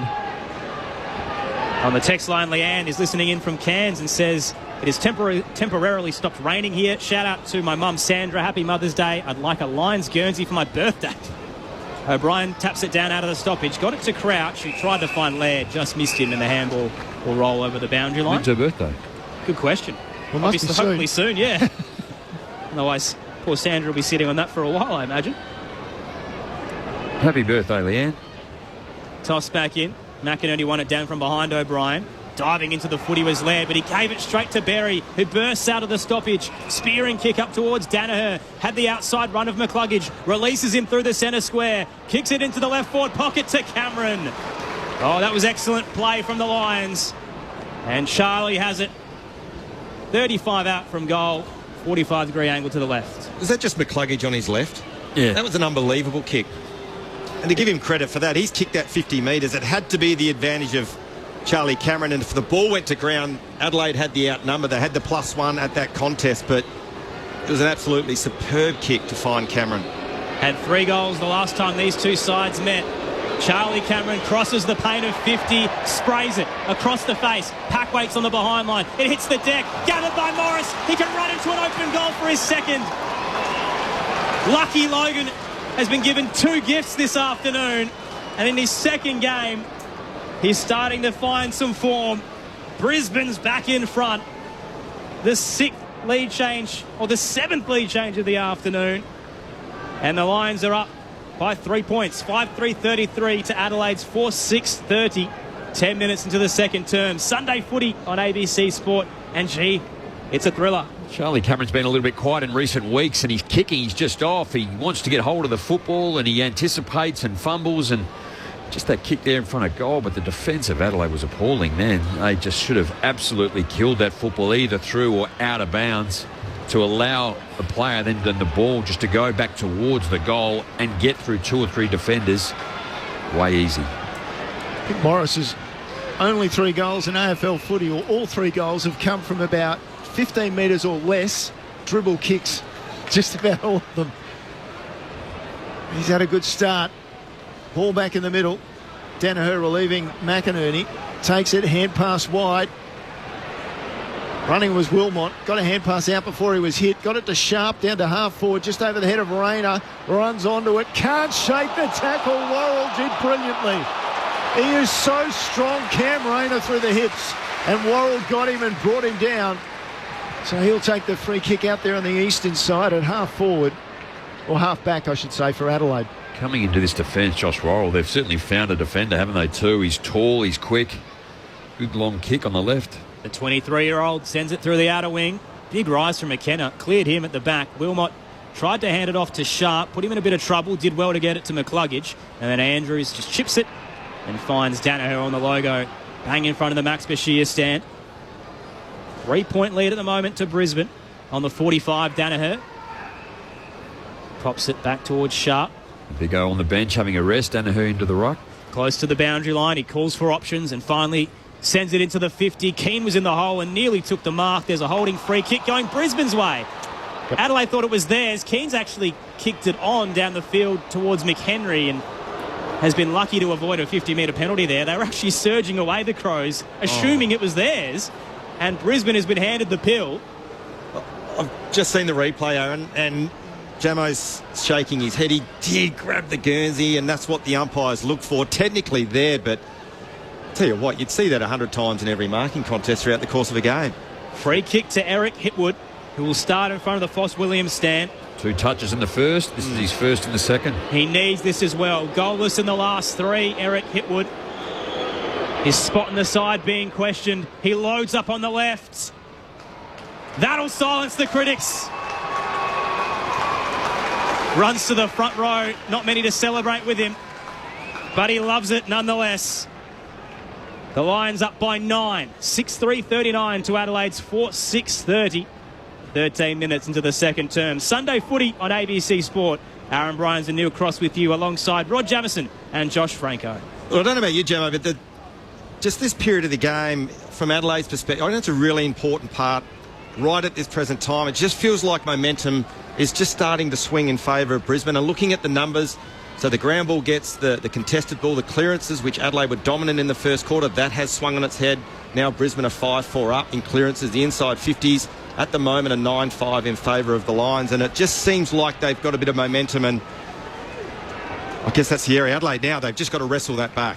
It's a dangerous little period for the Crows. Yeah, I'd agree. I don't think we don't feel they've got the intensity of the way they're playing the last 2 weeks as they are today. More danger for the Crows as Berry goes to work inside, gets the ball out. Dunkley gives it a straightaway to Sharp, inside 50, keeps it low, and a good mark taken by Hipwood that time, reaching up and taking it in front of the eyes. It was under heavy pressure from Keane, and this shot was basically same as the last one. Just rinse and repeat. It's the win in the middle of the ground, the clearance work too, and the run off the half back. Harry Sharp just was straight through the middle, speed which the midfield couldn't get a hold of him, and then delivered well. And just the hands under pressure. Again, looking at the replay, I think it was Berry. Yep. Had all sorts of pressure on him, physical, and was just able to execute the handball to advantage. Eric Hipwood steadies himself, comes in, crosses the line of 50, and this time his kick starts to the left and stays there for the minus score. Such is the reliability of Hipwood's kicking. I'm not surprised. 10 the margin in favour of Brisbane halfway through the second term. He's 10-8 for the year now as Hinge plays on and tried to chip it to Jones and went over his head. Under pressure now, Saligo by Fletcher did well. But handed it straight to Zorko though. Hacks it back inside 50. Curling kick that lands in the lap of Hipwood. He's everywhere. And Adelaide, gee, that was poor, trying to get out of defensive 50. I think Mark Keane's remonstrating. Maybe the left arm in the high shoulder area, but didn't look as if it was a free, but that's what he was claiming. So Hipwood 3 marks in about 5 minutes. It was really good forward craft there from Hipwood. We heard the crowd not happy with that decision, or the non-decision to pay Adelaide a free kick, but I thought his body work and his ability just to get that stiff arm in the side of Keane and create separation and take an uncontested mark, he did it superbly. Third set shot in a matter of minutes. Hipwood kicks from 48 and misses again. Same side. Left-hand side. So Brisbane up by 11. 6-5-41 to Adelaide's 4-6-30. Approaching the 17-minute mark of this second term at the Adelaide Oval. Adelaide need to be doing a whole lot of things better, but particularly marks. It's 40-18, so controlling the football, using it well. 6-3 inside 50, 8-2 in the contested area. Adelaide get it to centre wing, and Walker received a hand pass from Dawson onto his left foot near the interchange gates and then dribbled it to half-forward, ball out of bounds. Brisbane this season, coming into the game, only kicked 34 goals from marks, ranked worst in the competition. You can see why with kicking like that from Eric Hipwood. 3 set shots for 1 goal too. Ball comes back into play at half-forward for Adelaide. Off it goes. McKenna tried to clear it away. McCluggage might have a bit more luck. Hand passes wide towards the boundary. Neal grabs it. Goes down the line for Hipwood. Looked like he was interfered with. Umpire called play on. Smith pricks it up for Brisbane. For Adelaide. And he's tackled by Rayner. Danaher in a similar plight. Adelaide finally square it away through Saligo. Gave it to Dawson. Lobs the ball in front of the leading O'Brien, who fumbled it. Picked it up. Got a left foot to the ball. Turned it over. Payne with the defensive mark for Brisbane. Tell you what, Brisbane's defensive pressure is outstanding, isn't it? Their ability to close time and space when Adelaide get the footies has been awesome. Payne went to Zorko. Didn't think it was 15. The mark was paid, but he'd already raced away, put himself under pressure, and has kicked straight to Chase Jones. Gives it to Laird, pops it short, and that was pushing 15 to Walker. He didn't think it was there, so he plays on, loads up on the right and through for a minor score on the right-hand side. No composure from either side in that set of play. And Walker is missed for the minor score. Back to a 10-point game. The Lions 6-5-41. Adelaide 4-7-31. Time on closing in. second term of Sunday footy on ABC Sport. 11-7, inside 50s in favour of Brisbane. And Taylor Walker, that was all of his distance. He didn't need to rush that. So Brisbane to centre wing with a kick, and McInerney battling away with O'Brien. Could only get a hand of the ball over the boundary line. So it's right half back for the Crows. Ball comes back into play. O'Brien this time with a tap down. Laird knocked it. Jones, good hand pass under pressure to Laird. Got a kick to the ball down towards half forward. Payne again with an intercept mark. Here's a Payne for Adelaide as they try to go forward. His kick wide wasn't fantastic. It was 3-on-1, and Adelaide's, not surprisingly, turned the ball over, although they couldn't get away with it. The hand pass went from Crouch to Saligo back to the goal and was pushed over the boundary line. Too many handballs. Again, 32-30. 30 handballs in this quarter. And most of them have been under pressure, haven't they? Yeah. Brisbane by 10. Toss back into play. McInerney won it down at the front of the stoppage. Knocked it towards McCluggage. Caught in the tackle from Crouch. Good from Crouch. And it rolls over the boundary line to be tossed back into play. As you said too, Jamo, the over handball, they're just deferring the pressure to the next person. Somebody else's yeah, problem. And the Lions are feeding off that. As we said, their closing speed has been very good. Well, you just anticipate, don't you? Yep. That's where you go. Toss back in. McInerney looking for Dunkley. Fisted it straight to Jones, who hands it to Dawson for Adelaide through the logo. Turns, hands it in front of Crouch. Has a bit of time to gather the bounce, carrying towards the boundary line, but he just got there. Flares it towards the goal square. Mark taken. McHenry floated across and took it on the chest. It was a curling ball. Leicester misread it. And now the chance for Adelaide on the tight angle 10 out.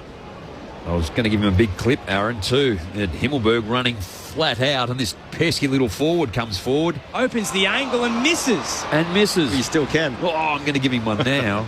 Put way too much on it and has curled it through the left-hand side. So Adelaide trail by 9 now. 6-5-41 Brisbane. The Crows 4-8-32 as Brisbane move it to the outer side. Just now looking for options. Dunkley just dropped it in short. Aaron jumps in front of me. He's from done Rayner. Here too. You pesky little broadcaster.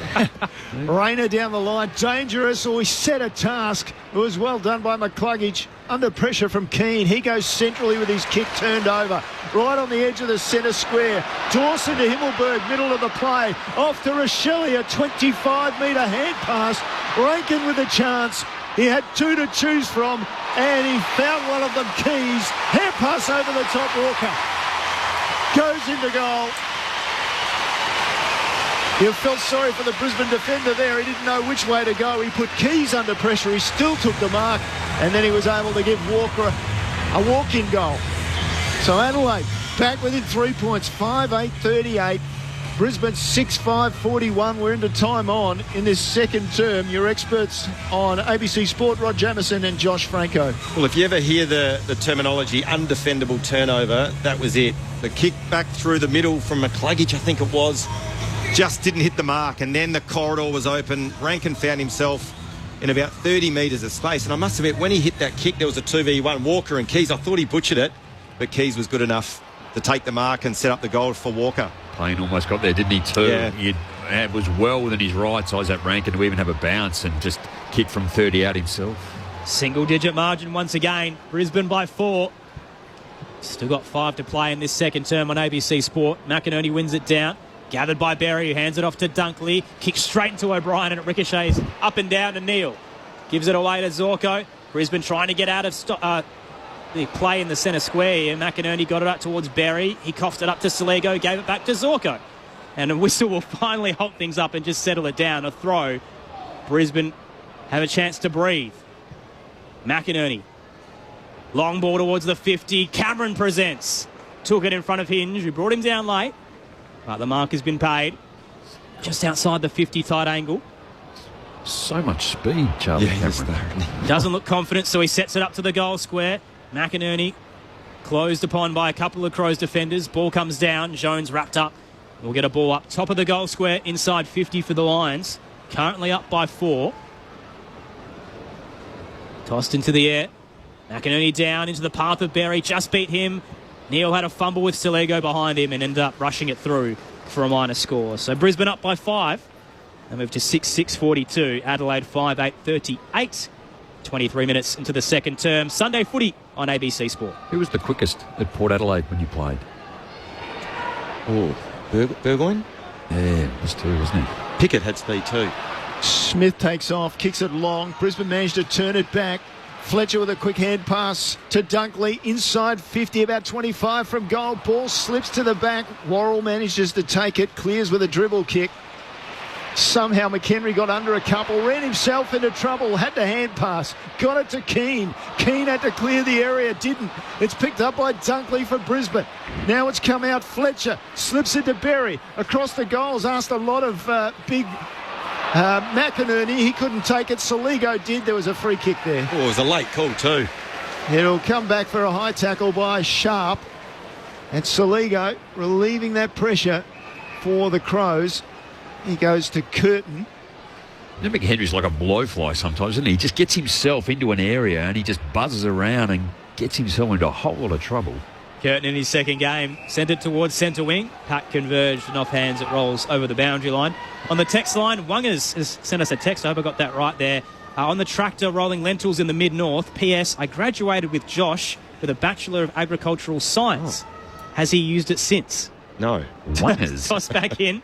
O'Brien won it down looking for Saligo. Doesn't ring a bell, Josh? As Saligo tumbles it through centre wing looking for Rankin. Gathered on the bounce, but left it late. As a ricochet off him. Berry to Neil. And now Zorko retreats all the way back to defensive 50 for the Lions and finds Lester, his brother-in-law, married to his sister. Oh, kick was a little dangerous there from Lester as he lobbed it up back to Zorko. Bachelor of Science. Ag Science. Ag Science. Agricultural Science, yeah. So it might have become a Are you using coach. I'm not actually. Zorko put Money it well spent. back towards Lester, who gave it to Rayner. Through the outer wing go the Lions. Here's Cameron, far from home. Launches it towards the pocket. Rising up, Morris nearly reeled it in over the top of Worrell. Put it down late. Adelaide just hack it out of there. Back where it came from. Underneath it, Scholl couldn't gather. Cameron could. Got it wide to Lester. Tackled as he kicked it. Skied towards the left forward pocket. And a whistle going Brisbane's way. Worrell went down. Collected Morris in the process. And the young man's going to get the free kick. Was that for holding? Yeah. I saw Danaher take another dive. I thought it might have been a push in the back to him, but I think he was trying to outmaneuver or outbody Logan Morris before the footy got there and gave away the free. Didn't work either way because he lost his footing. Morris stood his ground and received the free kick. What an afternoon. 1-3 last week on debut, playing 2 games in a day. And now we're seeing a fresh fit and firing Logan Morris, who kicks from 35 and misses to the left-hand side. 6-7-43 Brisbane. They lead Adelaide 5-8-38. Still a couple of minutes to go in this second term on ABC Sport. 191 centimetres. Got some height, Brisbane. Still a humidity crossing. Maybe. So ball comes back into play. It's beautiful up there. I was up there last weekend. Very nice in Brisbane. Very nice here this afternoon. Adelaide try and clear, having got it out to this broadcast side. Finally, Saligo, he had a hand pass. It was smothered. Dunkley took it, gave it to Neil. He was grabbed, got the hand pass inside. Adelaide takes over. Crouch shares the ball. And finally, they'll come away through Brodie Smith, who received the ball from Butts. Down the line he goes. Dawson couldn't take it. Under pressure from McKenna. Busting through was Rankin. Picking it up was Himmelberg. The hand pass for Cook. And he finds Keys just inside 50. Can centre up with a kick. What's it like? Just enough on it. And Scholl came from the wing on the eastern side. Found his way inside 50. 35 metres out all alone. Took the mark. And we'll have a look at the goals. Sorry, Jamie, you go. No, I was going to say, if you follow Adelaide, Ben Keys, his strength is not his kicking, but that's probably the best kick he's ever done. Well, he did that brilliantly. He took the mark, but he didn't waste time going back and slowing the play down. He got up immediately, looked inside, found Scholl on his own, and once again, as you said, it was a terrific kick across the face of goal. Lockie Scholl, straight out, 35 metres, no problem, good finish. Adelaide grabs the lead. Move along to 6-8-44. Brisbane 6-7-43. Closing in on half-time. What a match this has been. Let's go down to the boundary where Liz Walsh is enjoying it. I certainly am enjoying it. And look, it's been really quiet on the benches down here this term, and that's given me a fair bit of time to look around the ground today. And I have to tell you, this crowd looks really excellent given Mother's Day and also the time slot. Could it top 40,000, do you guys think? I think it's up there, isn't it, too? All the stands and all the Nand are very full. I must admit, coming to the game today, I live 10 kilometres west, and there were Adelaide jumpers and Brisbane jumpers just absolutely everywhere. And then on the way into town, they were just splattered at bus stops and tram stops. And so, yeah, very solid crowd. It's a big game for both clubs, and as massive of a blockbuster at 3 and 5 as it could be for both of them, and have turned up in the middle. O'Brien wins it down looking for Crouch. He tried to hand it back to him. He hacked it and had a fresh area, O'Brien. Laird makes amends, though, for Adelaide. Gathers and hands it to Dawson. Now Smith speared it towards Keys, charging out. Hit him bang on the chest. 45 outside angle to the right. He thought about giving it away. He's got to have a shot here. Issue is he's kicking into the sun, Jamo. No, well, he's going to have to do it now. There's a sign down on the boundary. He's got 15 seconds. He's going to kick it after the siren.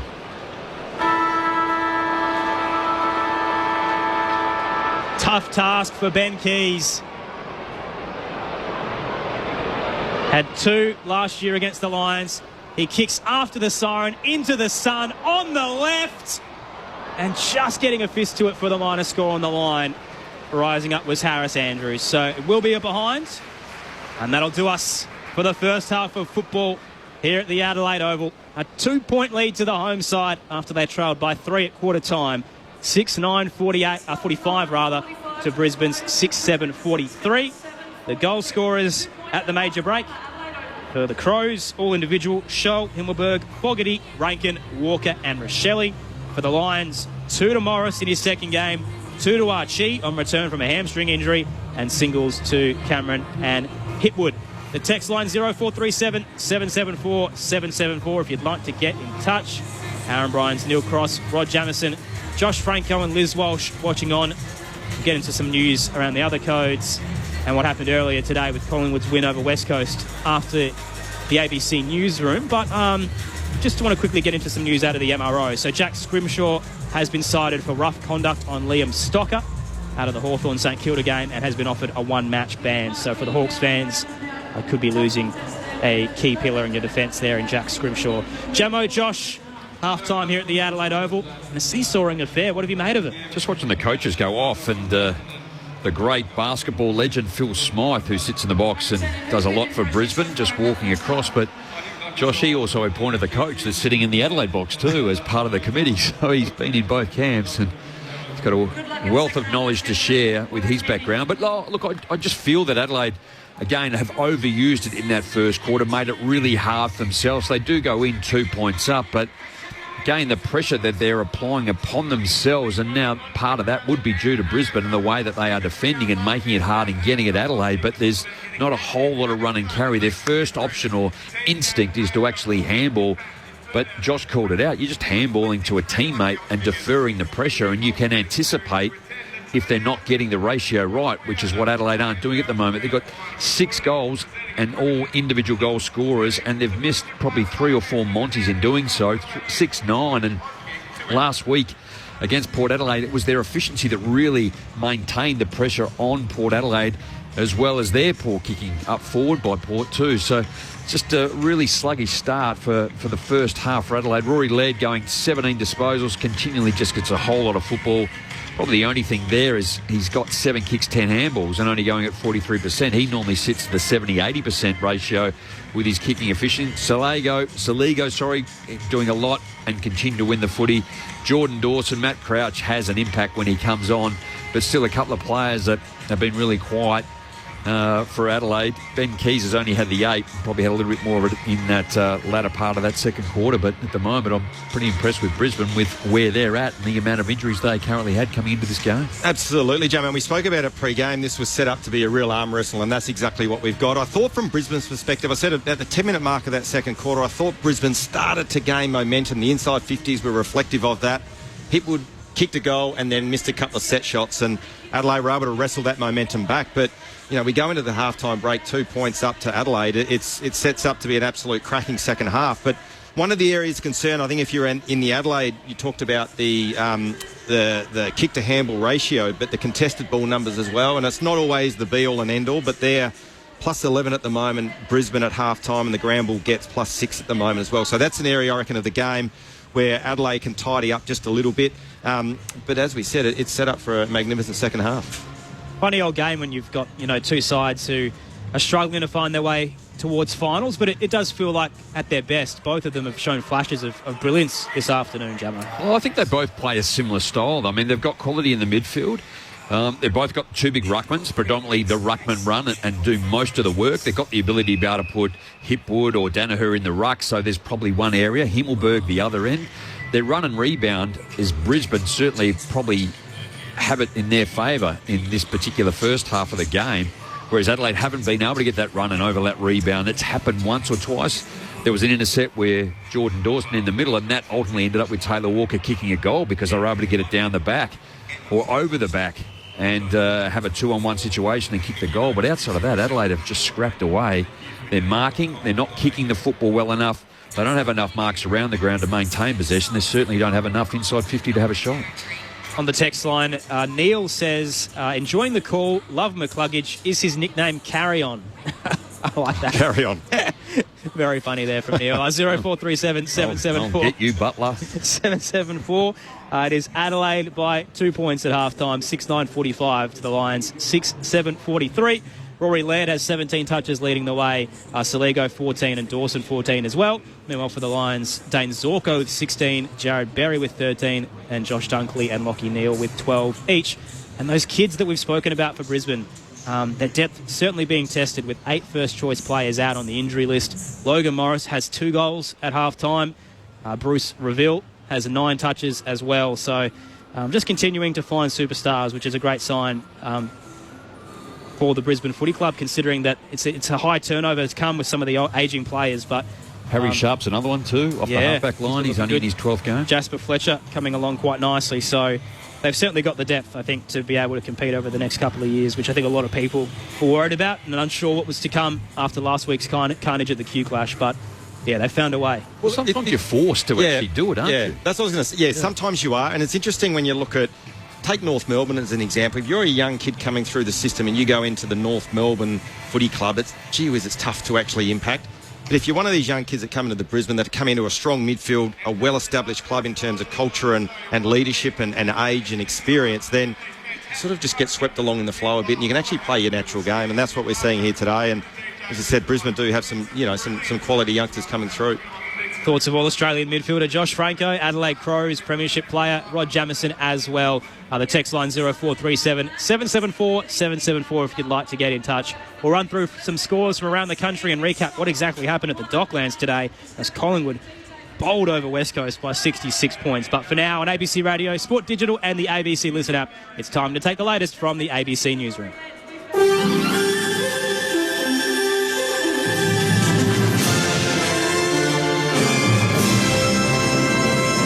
ABC News with Thanmaya Navada. The federal opposition says the government's budget this week needs to focus on ensuring the economy grows at a faster rate than spending. Monty Boville reports from Parliament House. The government says it wants to provide financial help to people struggling with the rising cost of living, while also needing to keep spending restrained so as not to add to inflationary pressure.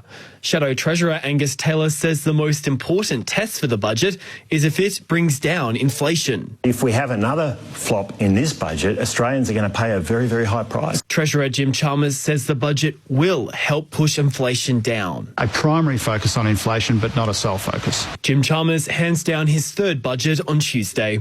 The Victorian government has fallen short on its promise of an extra 40,000 elective surgeries each year by 2024. The recent state budget has revealed an expected 207,000 planned surgeries will be performed by the end of this financial year, well below the initial goal of 240,000 a year. Premier Jacinta Allen says there's continued pressure on health services following the pandemic. What we need to do is continue to work with our hospitals, work in how we delivering elective surgery that recognises those workforce constraints, but also too the way people are accessing care differently to what they were before the pandemic. The South Australian government has proposed a ban to stop children under 14 from having social media accounts. Premier Peter Malinauskas says children are experiencing significant harm to their mental health from social media. He's appointed High Court Chief Justice Robert French to examine how the ban could be implemented. Mr Malinauskas says he knows any law banning social media access would be complicated to enact. Such reforms, although ambitious, do bring with it legal complexity, technological complexity. The Mayor of Forbes in the New South Wales Central West has thanked the government for its action to reduce gendered violence during a memorial walk for Molly Ticehurst. Phyllis Miller was among the hundreds gathered to honour the 28-year-old mother who was allegedly murdered by her former boyfriend last month. The walk comes as State Cabinet prepares to discuss tomorrow the tightening bail laws for high-risk domestic violence offenders. Councillor Phyllis says she's been heartened by the government's support in the wake of Miss Ticehurst's death. I'm very happy with the government and the response that I've had. The Premier has been excellent. I can't speak highly enough of his care and concern for our community. So I'm really happy with what's happening at the moment, but we're not going to let it rest. About 80,000 people have turned out for the Mother's Day Classic across the country. The annual walk and run event was held in 75 cities and towns, fundraising for research into breast and ovarian cancer. The foundation's CEO, Zara Lawless, says the day can be challenging for some in the community. Mother's Day is not all about roses and chocolates. It's a really challenging day for many people for so many different reasons. Whether people have lost a loved one, whether they've faced a life-threatening diagnosis themselves, whether they're out here supporting people through that. Overseas, dozens of university students in the US state of Virginia have walked out of their graduation ceremony, partly over a speaker's response to campus protests against the war in Gaza.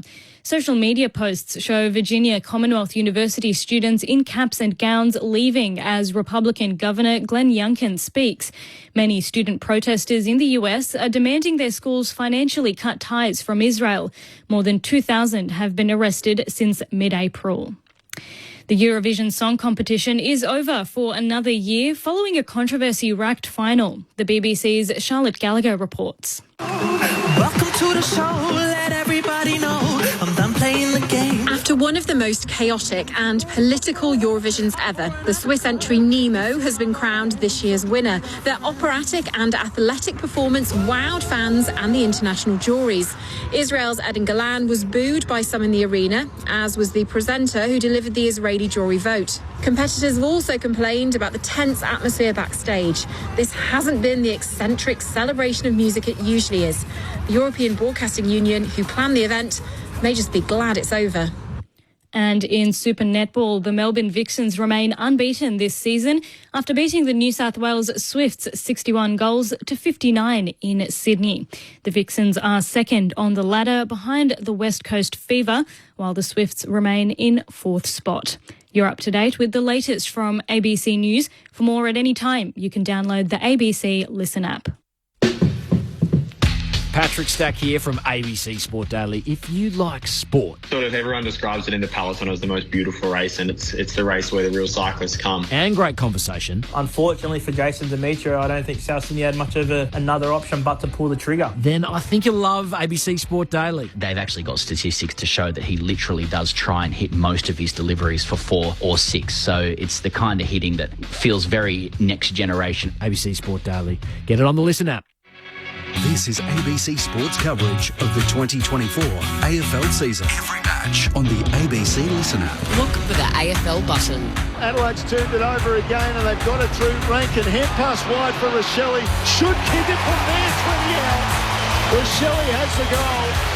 Charlie Cameron crosses the paint of 50, sprays it across the face. Pack waits on the behind line. It hits the deck. Gathered by Morris. He can run into an open goal for his second.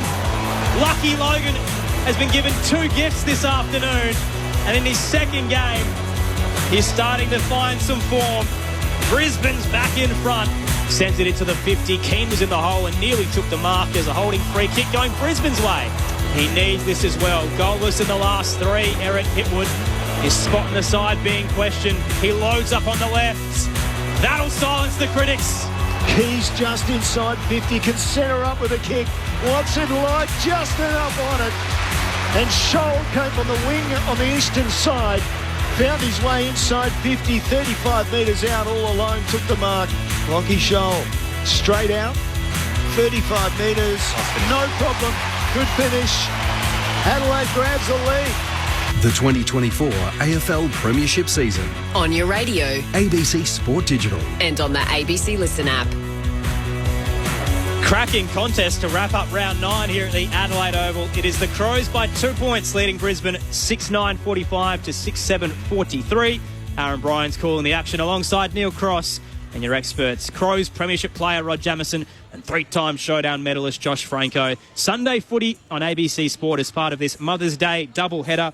And it kick-started at the Docklands with Collingwood defeating West Coast by 66 points. The Eagles kicked the first goal of the day and then Collingwood ran away with it. It was an unbelievable afternoon for them in terms of percentage boost, and unfortunately for West Coast, a disappointing performance after a really impressive month of footy. But it did come at a cost for the Magpies and a little bit for the Eagles as well. So Jack Bartel was concussed after a bump by Jack Darling, which will be looked at by the MRO. Harvey Harrison hurt his ankle. Jeremy Howe did his groin. And for the Eagles, Jeremy McGovern was hospitalised after an awkward landing where his elbow almost went into his ribs. So we'll give you an update on Jeremy if we hear anything from the footy club. And Jack Petruccelli hurt his ankle. So a bit of carnage there at the Docklands, but Collingwood ultimately winners by 66 points. It was led by their young superstar Nick Dacos. It was built as this battle of the future of footy, Nick Dacos and Harley Reid, but I think a few seasons under his belt has certainly helped Nick get ahead early. He had 36 touches, a goal, and the 3 votes in the ABC Footballer of the Year. Jack Crisp had 2 votes. He had 32 touches of his own and a goal, and Darcy had the 1 vote. Okay, that's Darcy Cameron had 1 vote with 24 touches. Alongside his 19 hit-outs. So, impressive day for the Magpies, albeit coming at a bit of a cost on the injury front.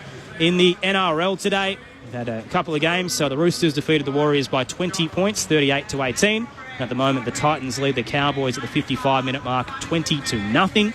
Super Netball Round 5 is wrapped up as well. Just the one game today on Mother's Day. The Vixens kept their unbeaten run alive. They defeated the Swifts by 2 goals, 61-59. Earlier in the round, we saw the Giants defeat the Lightning by 6 goals. The Thunderbirds smashed the Mavericks 59-37. Very low score there at John Cain Arena. And also the West Coast Fever's unbeaten run continued. They defeated the Firebirds 94-58. They're having a big season, aren't they? Massive. Yeah. The first leg of the semi-final between Melbourne Victory and Wellington Phoenix is underway in the A-League Men's 71-minute mark, and it's 0-0 at the moment, so we'll keep you up to date with that as well. 0437 774 774 is the text line.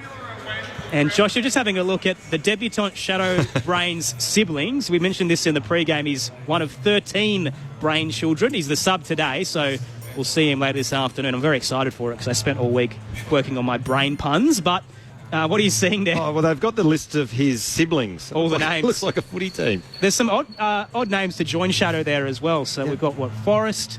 Willow there, but it wasn't spelt as you'd normally spell Willow. I think it's Willioe, but 13 kids for the Brain family. They've got 8 boys and 5 girls. That's insane. So you're pregnant for 12 years and then recovering and then pregnant again. Like, what? That's... All I'm learning from this is that shout out to Michelle Brain, because what a happy Mother's Day she would be having with 13 kids and her son Shadow making his debut this afternoon. Clearly no electricity. Where do they come from? Biggest job would be finding a name for the next child coming, wouldn't it? They've done well so far. What a great name, though. Reminds me. There's some great names out there. Valentino Rossi, Ruben Barrichello, the Formula One. He's up there with that Shadow Brain. Just some MRO news as well. So Jack Scrimshaw has been cited for rough conduct on Liam Stocker. So that's from the Hawthorn-St Kilda game yesterday. And the Hawks defender has been offered a 1-match ban for careless conduct that was medium impact and high contact. So they may get James Sicily back, but Jack Scrimshaw could be coming out of that side for the Hawthorn Footy Club. Here it's the Crows and the Lions to wrap up round 9. Seesawing affair. We've had 8 lead changes. Just doing the numbers in my book, but it is Adelaide at the moment by 2 points. 6-9-45 to the Lions I'm just having a look here because someone's decided to change our champion data laptop for me. 6-7-43. There we go. Thank you. Thanks for that, Jamo. Just throwing me under a bus on air. No dramas. Yeah. It's been a good afternoon, though, of footy, and it's been great to see so many people turn out for what is a special occasion. Not only is it Mother's Day here at the Adelaide Oval, but it's they're paying tribute to the emergency service workers across the state. So I think that crowd attendance is going to be boosted by 3,000 of them getting free entry this afternoon, but it's been a rocking crowd nonetheless, albeit very one-sided. The poor Lions have had some really big highlights to very little noise. Our very own Stephen Williams is a fiery. He is. He was in Tassie as well, but his flight didn't get cancelled on the way out. So he and Broggs on different flights. I think so. South Australian crew getting their way around the country, but they did get to enjoy a good game yesterday between the Hawks and the Saints. So I'm heading up to Darwin next Thursday to call the Gold Coast Geelong game. We'll send you via Brisbane, though. Have you heard that? Well, it did happen, Crossy. They said, we'll fly you up Thursday morning, get there with plenty of time to call the game. We'll fly you back mid-morning on Friday, back by lunchtime, all good. Of course, then I get an email from the ABC, they're wonderful people, and say, we can't get you out until 6:45 on Friday night now. Don't get home till 10:30. I'm sure you'll enjoy it. Jamo, there's a local watering hole there. Going to hang out You'll with be Charlie happy. King. Yep. I wouldn't stress at all. Looking forward to that, the start of Sir Doug Nicholls' Indigenous round. Going to be a really exciting weekend. Gold Coast and Geelong to kick things off. And we heard Zach Tui earlier on the broadcast out of Melbourne with the West Coast Collingwood game. He said he's never been to Darwin. He's definitely confirmed to play as well. So just rested this week, but he'll be coming back. So big in for the Cats. Crows by 2 here. Second half about to get underway. Sunday footy on ABC Sport. Two sides predicted to make the finals, but both sitting with records of 3 and 5 going into this match. Brisbane will go forward out of the contest, comes off the pack inside their forward line. King picks it up for Adelaide, flicks out a hand pass into space. Revel picks it up and he is taken down. Well, his hand pass wasn't great for Lohman. It's still on the ground inside 50 for Brisbane, cleared away by Rankin for Adelaide, back towards centre wing. Pack forms, Payne picks it up on the ground for Brisbane. Hand pass off to Hipwood was taken high. Butt's arm just slipped up in the tackle, so Hipwood will take the free kick. Big Eric too far out to score and calling for some options as Adelaide floods back. The sun now setting and poor punters in the Max Bashir stand are copping it. Into the 50 he goes, floating across Rankin, nearly cut it off, brought it to ground. Saligo was front and square. Handball to Keane, who fumbled. McCluggage set upon. Couldn't get a kick away though, and Saligo rips it out, gets the clearing kick, and Andrews just dominating the defensive wall for Brisbane across the afternoon. Dangerous centering kick though, has found Dunkley, got clipped a little late. No 50, he hands it to Zorko, spots Lohman in the 50, and the silver service entry hits the youngster. 35 out, straight in front. Oh, you called it too, it was, and it had to be. There were two kicks, one into the middle. Taylor Walker was anticipating and it was closed, and then the next one from Zorko to hit Lohman. The boy from Maryborough, which is 60 kilometres north of Ballarat, playing his 17th game this afternoon and certainly fitting well into the Lions 23. Starts all the way from the centre square. Crosses the paint of 50. Lohman leans back on the kick and straight over the goal umpire's hat to give Brisbane back the lead at the start of the third quarter. A ninth lead change. The Lions 7-7-49 to Adelaide's 6-9-45. Sunday footy on ABC Sport. Well, a terrific start there for Brisbane to start this third quarter. And when you look at how either side's going to win this game, I just wrote a couple of notes at half-time. I think it's the side that's the cleanest under the pressure that the opposition's trying to apply, but also their efficiency in general field use, but also their efficiency inside 50. And I think you called it then, Jamo, that lateral kick inside from Harris Andrews to find a teammate. You turn it over there, that's coming back with interest, hits the target, sets up the scoring opportunity. So really good start to this third quarter for the Lions. So there's another lead change in what has been a seesawing contest. At times it's been scrappy. As you can see, as I said right at the start of the quarter, these two sides, the winner has still a season to go through with a lot of hope. And off the left foot, inside 50, Adelaide through Scholl into the forward pocket. So Adelaide with a takeaway again from the middle. Saligo involved there. but it's out of bounds in the forward pocket. I know it probably sounds like a broken record, but Harris Andrews, again, was outstanding. I reckon Fogarty leading to the pocket, said he's going to a non-dangerous spot. I'm just going to hold, and was able to affect the spoil. Teams really celebrate that defensive work now, don't they, too? Payne and Harris Andrews giving each other a high five. Toss back in, Adelaide's attacking 50. O'Brien won it down. Sliding into the ball drop was Wilmot, and Keys on top of him. We tossed up 25 out. Slightly left of the goal face. O'Brien again down. Rankin tried to snap. Zorko got the smother. Comes straight back to Isaac. He hands it off to O'Brien. The big man couldn't get down to gather it.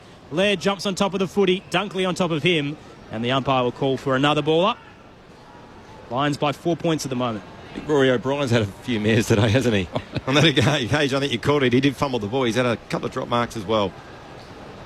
Ball in the contest. McCluggage got it out to McKenna, but Adelaide turns it over. Rankin with a quick hand pass into space. Lohman picked it up. He was in trouble, surrounded. Saligo, interesting. He was on the flat of his back. He got the ball out to Keys.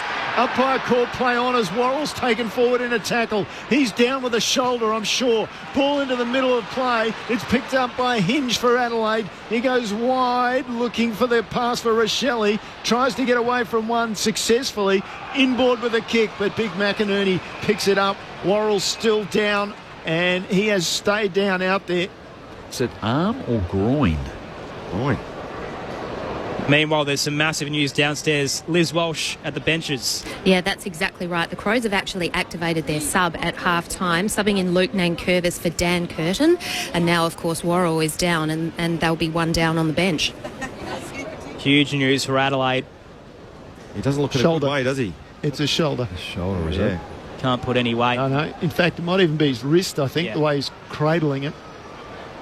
It was a massive hit, wasn't it? Well, I think he received the handball, and the Brisbane line player was on him like a flash, but it was really physical. From behind. Yeah, it was. A bit worried about that wrist structurally. The trainers are actually holding his arm straight. He's not coming back. He's going straight to the rooms. He's not going through the interchange. So it's his, that's him. Left arm got stuck underneath the body in the tackle. We've just shown it on the big screen. There'll be a man down. Dan Curtin subbed out. Is there any concern over Curtin? It just seems strange that you would sub someone out of the game at half time. Bringing Nankervis in, I'm not quite sure why. They're pretty much of a bunch, aren't they, too? Yeah. So you do that at half time, and then 4 or 5 minutes into the third quarter, you lose a man, and now your rotation's down too. And it wasn't a game where they had to pull the trigger on it. It's still in the balance. It wasn't like they were getting pumped and they wanted a momentum swing. So there must be something going on with Curtin. Must be an injury. Was tactical. Oh, so they've said, wow. Tactical by the Adelaide Crows there. I know it's easy to say after the fact, but that's interesting. Matthew Nix. Very unfortunate time. Yeah. On the big screen, had his head in his hands. So Brisbane by 4. They have the ball in defensive 50. Adelaide a player down here at the Adelaide Oval. Great to have you with us. High kick from Lockie Neal. Fell a little short of where Harris Andrews expected it to be. And there's a whistle for a hold going Jordan Dawson's way. He has it just forward of centre wing on the broadcast side. The skipper with a lethal left. Sends it towards the top of the goal square. Payne got in front of Walker. Lester was all over him and takes the intercept mark. The kick is horrific. Lobbed it up to the right back pocket, and Scholl read it immediately.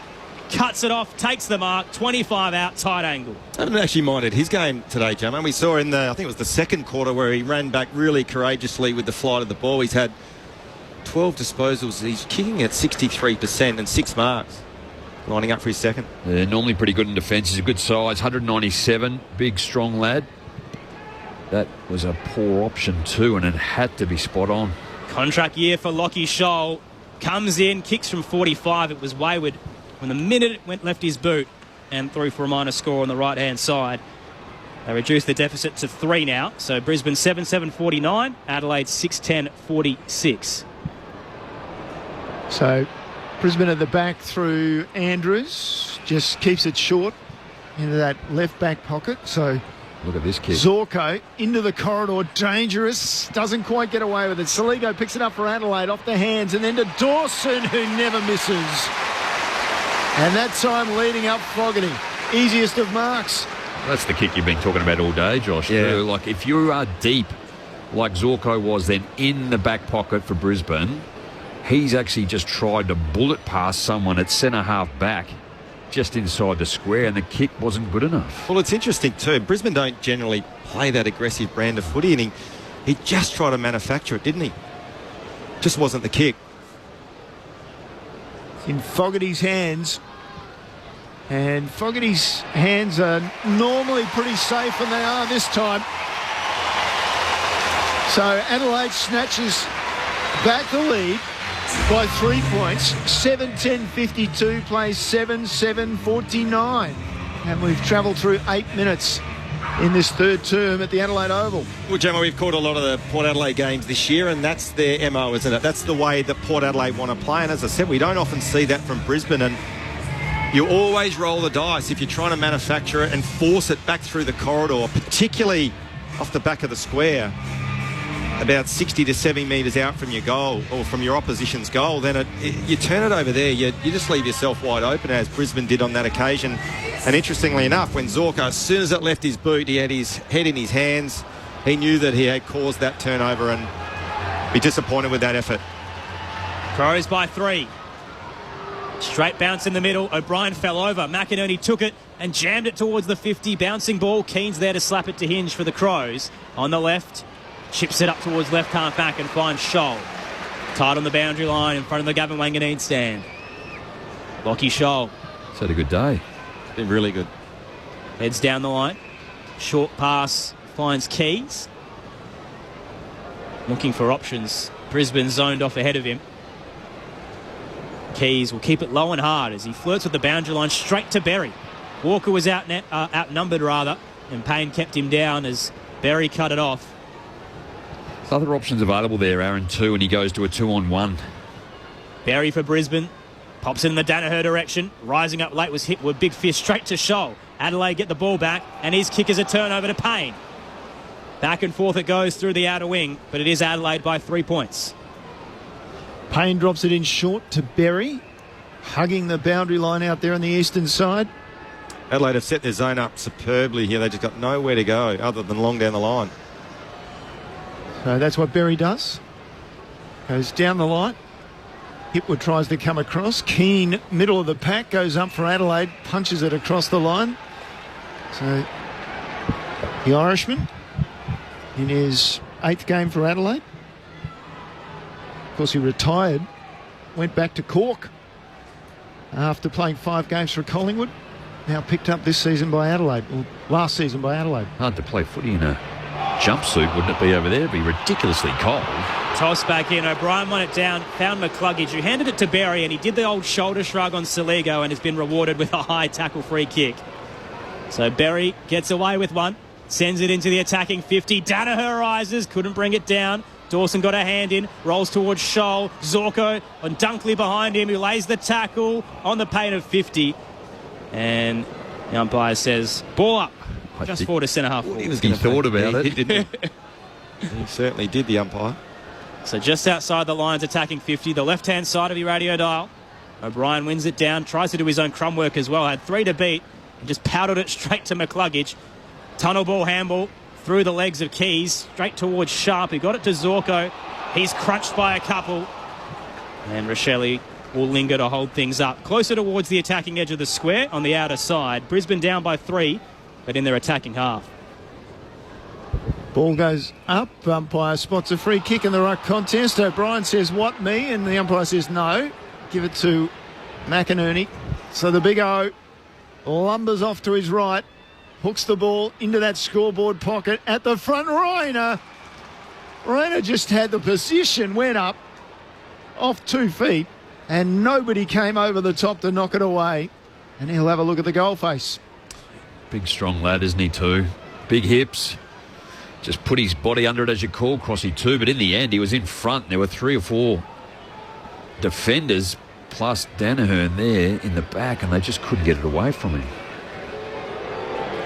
So, defending. Number 1 pick back in 2017 comes in, shoots at goal, and left post. So just astray with a kick. Brisbane trail now by 2 points, and we're at the 12-minute mark of the third term. Missed opportunities both ends. The sub now curves for the Crows, kicks up to right half back. Players converge off hands. Lohmann gathers. Tried to hand it off to Fletcher. Cut off by Crouch for Adelaide. Looked to find Hinge. Had 2 to beat. And Cook paddles it towards the boundary line and over. It'll be tossed back into play. So Nankervis activated for Dan Curtin, which was tactical. Within a matter of minutes in this third quarter, Josh Worrell may have fractured his wrist and is down in the rooms. Home side a man down, and Brisbane yet to activate their sub, the debutant Shadow Brain. Toss back in. Both rucks missed it at the back. Saligo snapped it around the body out of defensive 50, bouncing towards centre wing, and the tackle laid to hold things up as Pryor converges on Fogarty. He'll be tossed back up just wide of the logo on the broadcast side. Off the ruck contest, Berry has it. Immediately he's swamped. Tackle from Matt Crouch forces another ball up. Back they go, resume acquaintances. Umpire almost backed into them. Cook off the contest this time for Adelaide. He's thumped a turf by Fletcher. Second generation Brisbane player. His father playing at Geelong and Fremantle as well. So the ball trapped in after the third ruck contest we've had. It's been scrappy. Fletcher involved again. We'll get another ball up. Not just this quarter, it has been scrappy in parts. For the first half as well. Just need a big fist out of the area. Crowd losing a bit of its momentum as well. Danaher won it down to McCluggage, who handed it to Dunkley off a step into the 50. Bounced a little shallow for Archie. Paddled it towards Cameron. Cut off by Hinge. He's under pressure. Got a handball out. Smothered by Rayner, who picks it up. Slaps it on the boot and misses to the left-hand side. 1 point game. 7-9-51 Brisbane. Play Adelaide 7-10-52. We're at the 15-minute mark of the third term. Sunday footy on ABC Sport. 8-4 inside 50s, Brisbane's way this quarter. Nankervis with the kick in, having been brought into the game in this quarter. Free kick off the ball to Rankin for Adelaide. And so the ball goes from centre wing inside forward 50. Walker got his man Payne under the ball for the first time this afternoon. And took a strong mark 40 out just to the right. That was a superb kick from Isaac Rankin. Got the free kick. He looked up and he saw that Adelaide had 2 1v1s. There was no outnumber. He saw Walker with his direct opponent and just put it on top of his head. And terrific forward craft there from Taylor Walker. And this is right in his wheelhouse. Yeah. Should go back and nail this one. We're just singing the praises of Payne earlier too. He is a really good defender, and Walker's strength just to hold him out.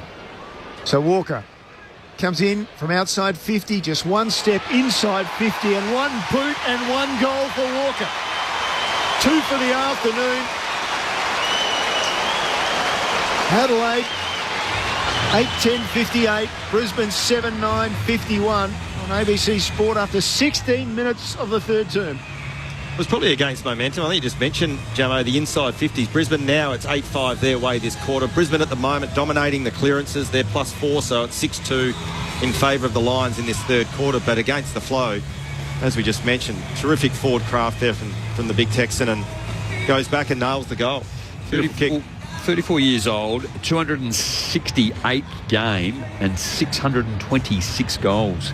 Remember when he first started out, he was playing at Norwood and under Neil Craig when he was the coach at Adelaide, and they just kept sending him back there. Everyone thought he should be in the team, but his defensive work just wasn't there. And look what he's accomplished since coming back into the team. His 51st goal against the Lions as well. They're his second favourite team outside of Port Adelaide to play against. In the middle, McInerney wins it down. Crows by 7 at the moment. Bounces a little wide of Matt Crouch. Up towards the 50. Picked up by Morris, who fended away Keane. Raced towards the 50. Gave it to Lohmann. Surging into the left forward pocket. Just had too much momentum as he tried to hook it towards goal. And he's kicked it all the way into the hill. Out on the full. Free kick Adelaide, right back pocket. They've had their opportunities this quarter, haven't they, Brisbane? Brain has missed a couple on that occasion. A gettable, tough but gettable goal, but we just can't hit the scoreboard with majors, Brisbane. Mark Keane, normally quite reliable, but he's been a bit sloppy today. So Adelaide with possession through O'Brien, just behind centre wing. He looks inboard. Don't fancy that kick for the big ruckman. Now he's called to play on. He goes very short. He's got to keep. This is the Josh was talking about earlier. Just got to go short, but just allowing all the defence of Brisbane. They're just taking steps back. You need to open it up here. Chase Jones is in the middle if he's brave. So he went to McHenry, and McHenry went short to Laird. Now Laird forced to go down the line, and there's the man we talked about, Andrews, rising up, only a metre from the boundary line, but just confidently and laconically takes another intercept mark for the Lions. Just not the kick, is it? No. When you kick it down his throat. Andrews sends it back where it came from. Rising Morris, as was O'Brien. Hits the deck. Front and square was Cook. Spun a full 360 by Berry. Ran out of room. And ball up to come. Umpire nearly got clothesline there as throwing away with arm out was Pryor, but it'll be quickly tossed back up in front of the benches. Tapped down to Berry. Looked to fend off Crouch, who hung on. Vice-like grip like an anaconda, and he won't be rewarded. That had to be holding the ball. That is, and he's getting him way of free He'll here. get it anyway. Berry has just shoved Crouch into the deck and given it away. They've been at each other the last 10 minutes, but when you take an opponent on, that is holding the ball every day. Crouch pops it to McHenry, and now wide to Smith. Runs along the boundary line, flares it inside 50. Payne stuck both mitts up above the pack and outmarks Taylor Walker. Kick again, very dodgy as he tried to exit. Too hot for McCluggage. Jones looks to spear it back inside. Through Scholl. At the back, Laird gave it back to him. Scholl to Keys. We're coming all the way back for a throw. Gee, it was an excellent kick from the pocket. That would have been an amazing goal. But it's going to be a Brisbane free kick. The supporters think it's a goal, but they're not going to be happy when they find out. And 50. Wow. With the shot on goal. I think they're saying Rory Laird threw it, was it? Here we go. We get a chance in the replay to see it. In a single-digit ball game, that's a big call. Oh, it was open hand, wasn't it, too, I guess. White call. So Wilmot takes the 50 and takes the long bomb to 20 from goal. It comes off hands to Smith for Adelaide. Hand pass over the top in the scoreboard pocket at the Adelaide Oval for Dawson. Clears the area, but only briefly. Pryor with the intercept mark. Off his left foot, back inside 50 and deep and off. Almost a strong mark there for Brisbane. Going to ground McInerney. Adelaide force the ball towards the boundary and finally over the line. We're going to throw in. Let's check in with Liz Walsh downstairs. Yeah, the Crows have just confirmed that it's a wrist injury for Worrell. We're just waiting to hear whether it's a trip to hospital for him or whether we'll see him back here out on the benches. Player down if you're just joining us for the Crows. Dan Curtin, a tactical sub, and moments later, Worrell hurting his wrist. Toss back in. McInerney won it down. Awkward tackle here. It went towards Scholl, and McInerney wrapped him up and actually fell back, and the knee is completely twisted. Yeah. It looked really awkward. Thankfully, Scholl's been pulled to his feet because the moment we saw it, it just didn't look great. Right knee's just got up holding. Little proppy, but shrugging it off as the ball rolled over the boundary line. It's going to be tossed back in. Nothing untoward there from McInerney, just awkward. One down off the ruck contest to Archie. Got it back. Long ball. The kick inside 50 from Dunkley, top of the goal square, off hands. Adelaide over the numbers. Jones, though, rushed the kick. Had more time than he realised and has sprayed it out on the full.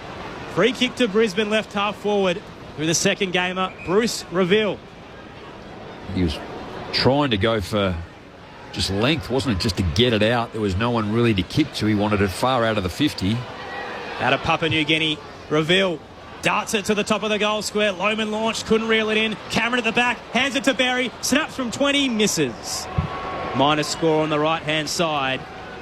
Back to a 6-point game. Adelaide lead 8-10-58 to the Lions 7-10-52. Time on in the third. Aaron Bryans, Neil Cross, Rod Jamieson, Josh Franco with you for Sunday Footy on ABC Sport. Brodie Smith launches for Adelaide towards centre wing, and Fogarty's strong mark ahead of McKenna straight away onto the right boot. Tried to drop it for Rochelle. Coming back with him, Wilmot. Fly to the ball, did brilliantly. Knocked it forward and picked up by Harris Andrews, who's tackled, and he was backing over the line. He knew what he was doing. He knew what he was doing, and Rankin was coming at him, and he sort of held him off and then stepped back over the line. That was always his intention when he picked the footy up. That's as deliberate as it gets. So well played by Isaac Rankin. He knew he wanted him to walk back. The 40,000 strong are getting restless. McInerney taps it down to Neil. He got it off to Reville, who flung it back out towards the Brownlow medalist, who kicks up the broadcast wing. It's curling its way towards the 2-on-2 and off hands over the boundary line. Like the way they wait, and then they've had a breath right. Let's go the boo again. Well, just Lockie Neal's second possession this quarter. He's fallen out of the game at the moment, matched up on lead. He needs to inject himself in the game somehow. 6-point lead to the home side. Toss back in, hacked out of there for Adelaide, but only as far as Leicester, who sends it through the logo on the broadcast swing. Jones took the mark, bouncing off Butts, and Lohmann copped a high one in the process, clutching the back of his head. Adelaide won't waste any time as he gets to his feet. Kick up to Laird, just behind right half forward. This is the kick, Aaron. He just can't bomb it in long, which he's going to. Harris Andrews set up. He's heading into the right forward pocket with that long kick. Floating across Dawson, tried to get there, fisted away. Walker gathered just inside the boundary line, hooked it to the goal square. Fletcher knew it was coming and cuts it off with the intercept mark right in front of the goal line. So no score. Adelaide still lead by 6. We've still got 5 minutes to play in this third term. So it's in the hands of McCluggage, called to play on in the right back pocket. Heads out to the eastern side. Wasn't a great kick. Kept inside? No, it wasn't. Nan Curvis came forward but couldn't keep it inside the field of play. We'll get a throw in. Down to the boundary line, Liz Walsh. Yeah, Kai Lohmann has just come from the ground. He's got a bit of blood that's coming from the back of his head. He's in the hands of doctors. I'm sure they'll patch him up quickly. I hope you're not wearing green down there, Liz. I'm not. The umpires just having a rough day. So, ball down. So now I get the reference. I wonder what you're on about, Gemma. Yes. Green looks good on Liz. Yes, the umpires have had their moments this afternoon. So the ball's out of bounds on the eastern side of the ground. And we'll get a throw in. Charging in McInerney, got some space on O'Brien, closed him late, edged him out of it, and the double tap down, but only found McKenna. Around the body, quick kick. That was out on the full from the Irishman. Just sat up in the breeze a little bit and carried over the line. So free kick to Adelaide. Chase Jones at left half back. The first round pick for the Crows. Dangerous kick on the 45 towards the defensive edge of the square. Hit Butts, but just cleared Archie and McCluggage in the process. The Lions are hungry. They're closing in on their prey. Butts pops it to Michael Lanny, centre half back. Not a lot of dare right now from the home side. Michael Lanny sends it through the corridor. It's up McHenry. It's got to turn and go. Looks to the outer side. Awkward one there from Keys. He took the mark but put his hands up to almost shoot himself from, I reckon, the light tower. But well, it wasn't the Suns. I was going to say, Knight has set here. Long kick into the 50. Himmelberg, his target, couldn't get there. Off hands. McHenry gathered. Run down. Great charge there from Reville, holding the ball. Very late whistle. Payne thought he was under a bit of pressure, but it will come back to the second gamer. Very restless, the Crows fans at the moment, aren't they? Not happy with the umpiring decisions at all. So Brisbane from the back. McKenna under pressure. Down the line he goes. O'Brien overruns the ball as it bounces just in front of him. Then shepherds off for McElhenney to pick up the ball. And McElhenney inside forward 50, long and high. It's knocked to ground by Pryor. Rochelli with a hand pass out. McCluggage came through brilliantly for Brisbane. Then back to Andrews under pressure. Oh, he's turned it over, and it should be a goal for Rankin. And while he's celebrating, he should go back to the hard-working Ben Keys, who forced the turnover. And Rankin ran in and was able to kick his second goal. And Adelaide, well, they've put a gap in it. In this match, there's not many times it's been more than a double-figure lead, and it's 12 points now for Adelaide. 9-10-64, Brisbane 7-10-52. Liz Walsh down on the boundary. Yeah, the knock to Kai Lohmann's head must have been worse maybe than I first thought. He was sent down into the rooms with a towel over his head that was sort of stemming the blood flow, but he has just popped back up. He looks happy and healthy, and he's back on the bench, so that's good news for the Lions. Hugh McCluggage just read that so well and was able to manoeuvre around, but Ben Keys always played midfield when he came to Adelaide. They pushed him back into the forward line more to do a defensive role because of his ability and that link player up and down the ground with his fitness, but just the pressure he then just... Unbelievable. It was. That's the blueprint. It was a little bit laconic as well, and that's the way Andrews plays, but his closing speed, Keys, was unbelievable.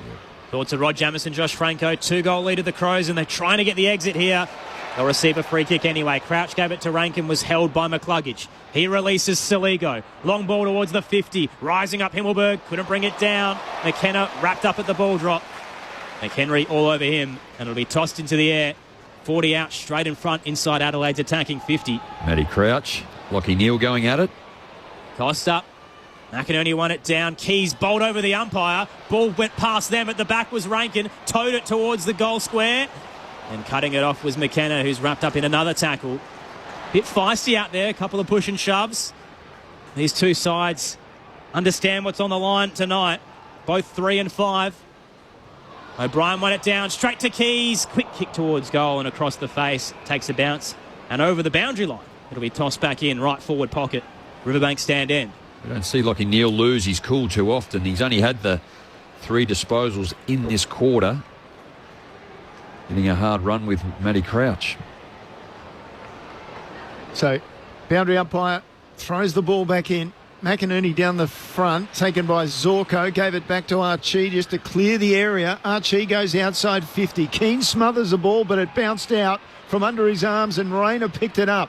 Into the corridor, they've got numbers. They've got Danaher there, and he slips it over the top. Mark taken by Cameron, who takes off. Then he pulls up, goes back to Revel, and he goes wide back to Cameron. And just inside 50, Charlie Cameron has the mark. He looked forward. There was nothing available to him, and he knew he wasn't going to outpace his opponents. So he manufactured something, and now he's manufactured a mark for McCluggage, who's probably about 2 metres closer to goal, but he's straight in front. Well, I thought Adelaide actually defended that ball movement pretty well. They got the critical contest turnover at half-back, and then there was speed on the ball from Brisbane's perspective. Adelaide had the wicket-keeper out the back, and they just couldn't work their way through it. So quite well defended, but not well enough. McCluggage having a shot on goal. Gets to 50, shoots from 50, and kicks a goal. Great finish from the highly skilled McCluggage. Lots of talk about maybe he'll move away from Brisbane at the end of the season. Right now, he's very much at home at the Adelaide Oval. 8-10-58 Brisbane, trailing the Crows 9-10-64. Gone through half an hour in this third term. Brisbane have uncovered another player, Bruce Revel. He's played well today, only his second game. Just his ability to use the football. He's had 14 disposals, had 10 kicks, going at 80%. 6 contested, 5 ground ball gets, 4 inside 50s. And a really important goal for Brisbane. I think Adelaide just had a bit of a patch there for 4 or 5 minutes. They were getting repeat entries inside their forward 50. So an important goal against the flow. 1 minute remaining, third quarter. Game on. 6 points the lead for the home side. All set for a grandstand finish. High bounce in the middle. O'Brien tapped it down looking for Crouch. Neal right behind him. Crouch gathered, spun in the tackle and gave it to McCluggage. He in turn gave it back to Saligo and then McInerney. They're just sharing the load out of the middle, and finally Brisbane get the exit. Hacked forward by Cameron, bounced to Danaher, who shrugged off Keane, sends it towards goal. What a finish! Big Joe Danaher. His first of the night, comes off some imposing physical strength and scores a level on the stroke of three-quarter time. 9-10-64 apiece. Sunday footy on ABC Sport. Your experts, Adelaide Premiership player Rod Jamieson and All-Australian midfielder Josh Franco. Just looking at the replay, Gemma, I think it was the Saligo handball that went straight down the throat of Big O, and it's almost like Danaher did the Houdini, didn't he? Just shrugged the tackle, and they've missed a few opportunities in front of goal this quarter, Brisbane. Rayner's missed a couple and a few opportunities gone begging, but was able to nail it on that occasion. Both sides had first possession. When in the centre, I think it was 2 or 3 either way. They just pressured, turnover, and that final handball to Oscar McInerney. That took all of about 15 seconds. 10 lead changes in this game, and twice scores have been level. And out of the middle, it's going to be thrown up again. It was caught in under players. So closing seconds of this third term. McInerney with a tap down. Dunkley couldn't get it out. Smuggled forward in a kick by Dawson, and then a huge mark almost by Fogarty. Might have been taken down over the shoulder. He was, said the umpire. He was about to take that second snatch of the ball, and then he was pulled down over the shoulder. The umpire said that's a free kick. 40 metres out, bang in front for Darcy Fogarty. Well, it's interesting looking at Darcy Fogarty's form line this game. He had 5 disposals in the first quarter.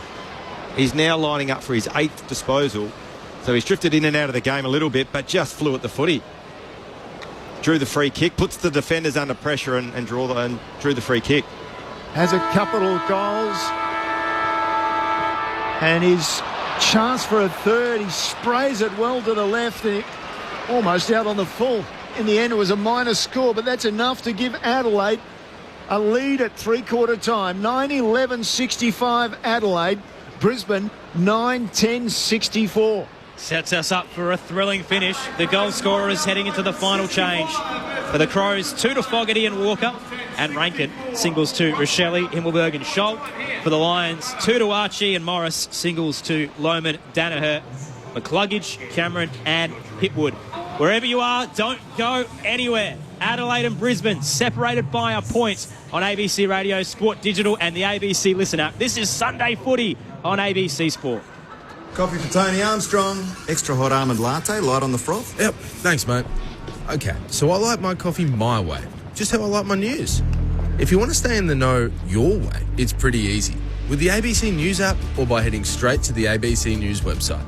Or if having emails in your inbox is the go, hit us up for newsletters. It's news your way. All the latest, all verified, all the time. That's a good coffee. Stay in the know with ABC News.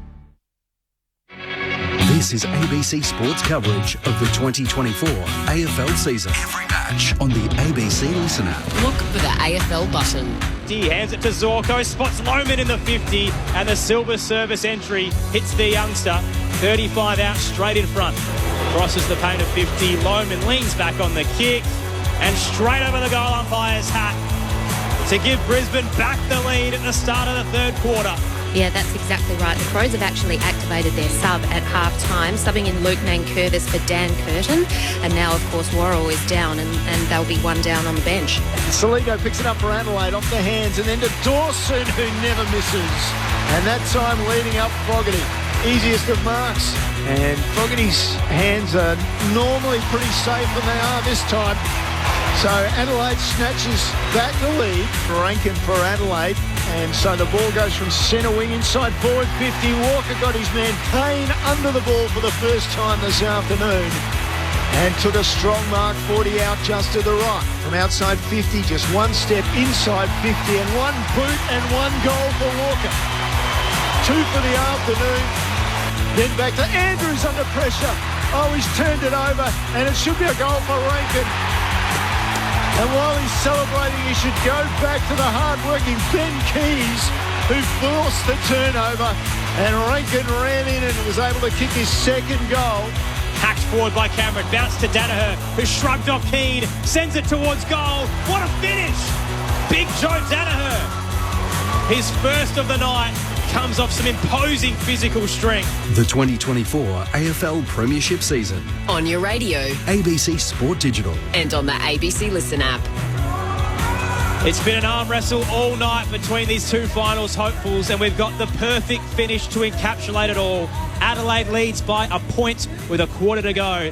9-11-65 to the Lions, 9-10-64. Earlier today, Collingwood defeating West Coast by 66 points. But the conclusion to round 9 is going to be the main event of Mother's Day. Aaron Bryans and Neil Cross with you. Rod Jamieson and Josh Franco, your experts. Liz Walsh downstairs. If you've just joined us recently, the tactical sub for the Crows activated at half-time.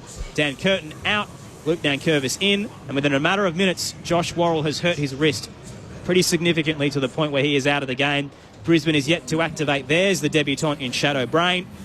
On the text line, Fran from Melbourne says, hi to my favourite SA ABC team, happy Pies person, and going for Fagan tonight. That's on 0437 774 774. Really hard to predict how this is going to play out, so I'm going to handball it over to Jamo and Josh. Where do you see coming from this final quarter? Oh, look, I thought Adelaide, that was their best quarter, and again, no surprise, 46 kicks, 23 handballs. They got it right. They covered distance. They went at 70%, so they put the defence of Brisbane under a fair bit of pressure, 12-14 inside 50s, and it was pretty much split, wasn't it? 3-2 to 3-3 in favour of Brisbane. So pretty much how the game has gone, but I felt that Adelaide just got on the front foot a little bit better in that third quarter. Absolutely, they didn't. And we talked about some missed opportunities at both ends. We saw Rayner miss a couple of goals. in that third quarter, and Adelaide did miss a couple of opportunities, no more probably significant than Fogarty's on the three-quarter time siren. But, it's interesting. We've talked about the arm wrestle of this game, and it almost comes back, and I think you keep hearing people talk about in these sort of scenarios, it's the team with the most composure under the most pressure that can make the best decisions is normally the side that wins the contest. And no doubt, as the whole game has unfolded, there's going to be momentum swings in this last quarter, so it's the side that can capitalise on those momentum swings within this last quarter will probably be the side that gets the 4 points. And goes a long way too. Matty Crouch kept a Lachie Neal to only 3 disposals in that third quarter, so you find that he'd probably go to him. Brisbane already out, lined up, ready to go. Adelaide are just dispersing now too. Cam Rayner with the 3, just so strong. He hits the contest so hard. Jared Berry with the 4, but Hugh McCluggage is the player too that just continues to get a whole lot of football, and Jack Payne in defence. And we spoke about Bruce Rebel. Some scores quickly from the other codes. Full time in the A-League semi-final. First leg between the Victory and the Phoenix. 0-all there. In the NRL, the Titans defeated the Cowboys by 2 points, 20-18. Liz Walsh downstairs. Yeah, it looks like Brisbane have activated their sub, so we've got a debutant this quarter in Shadow Brain. Looks like Jackson Pryor has been subbed out. Big brain move there by Chris Fagan. Shadow's in for his debut. Adelaide by a point. Loser will be 3 games behind the top 8. Winner a game out of it. High bounce in the middle. McInerney taps it down in the path of Neal. Saligo may have held him. Play continues. Coming off half-back Butts. Got a handball out to Crouch. Sends it up to half-forward looking for Walker. Payne on him. Clears both. At the back. Tackle laid by Fogarty to hold things up. Holding the ball. What about the handball of Butts? Yeah. That's good. That was unbelievable. Under immense pressure, but just found a target by hand. Frustrating start for the debutant Shadow Brain. He's given away the free kick, and Fogarty will spear it into the pocket to Himmelberg. Takes the mark on the tightest of angles, 25 out. That's probably the only way you beat Harris Andrews. So again, Harris Andrews on Himmelberg. He's leading to the pocket. I reckon Andrews thinking, no, he's non-dangerous. I'll let him go. But the connection and execution by Fogarty to find him, outstanding. Elliot Himmelberg.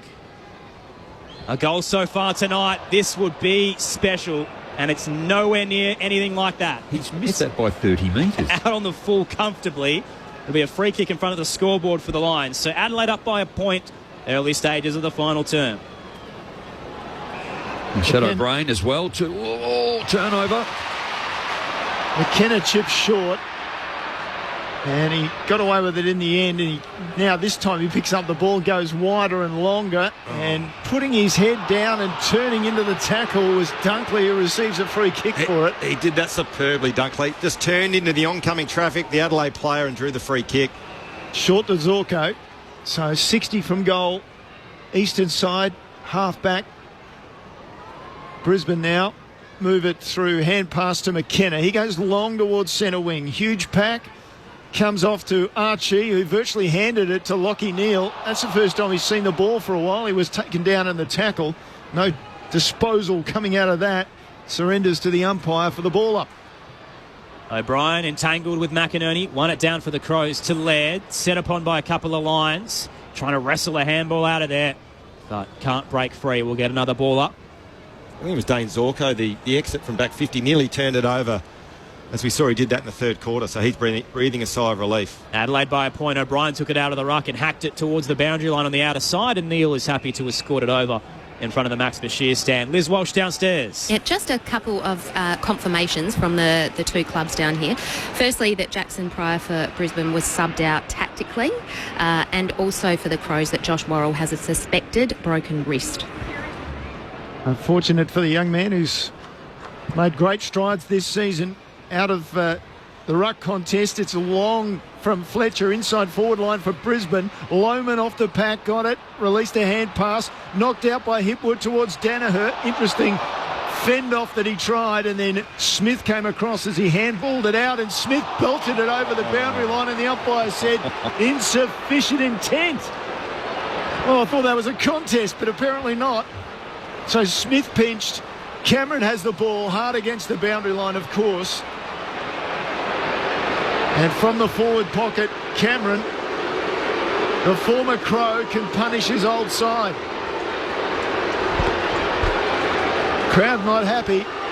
Charlie Cameron, not happy either. Just hooked it a bit too far. Minus score. And that minus score levels the game up for the third time. We've had 10 lead changes across the night between the Crows and the Lions. I have no idea how this one is going to end. Hinge plays on from the defensive goal square. Launches it to right half back and flying across. Shadow Brain. Thoughtful intercept. Pops it into the 50. Smart kick. And finds Berry.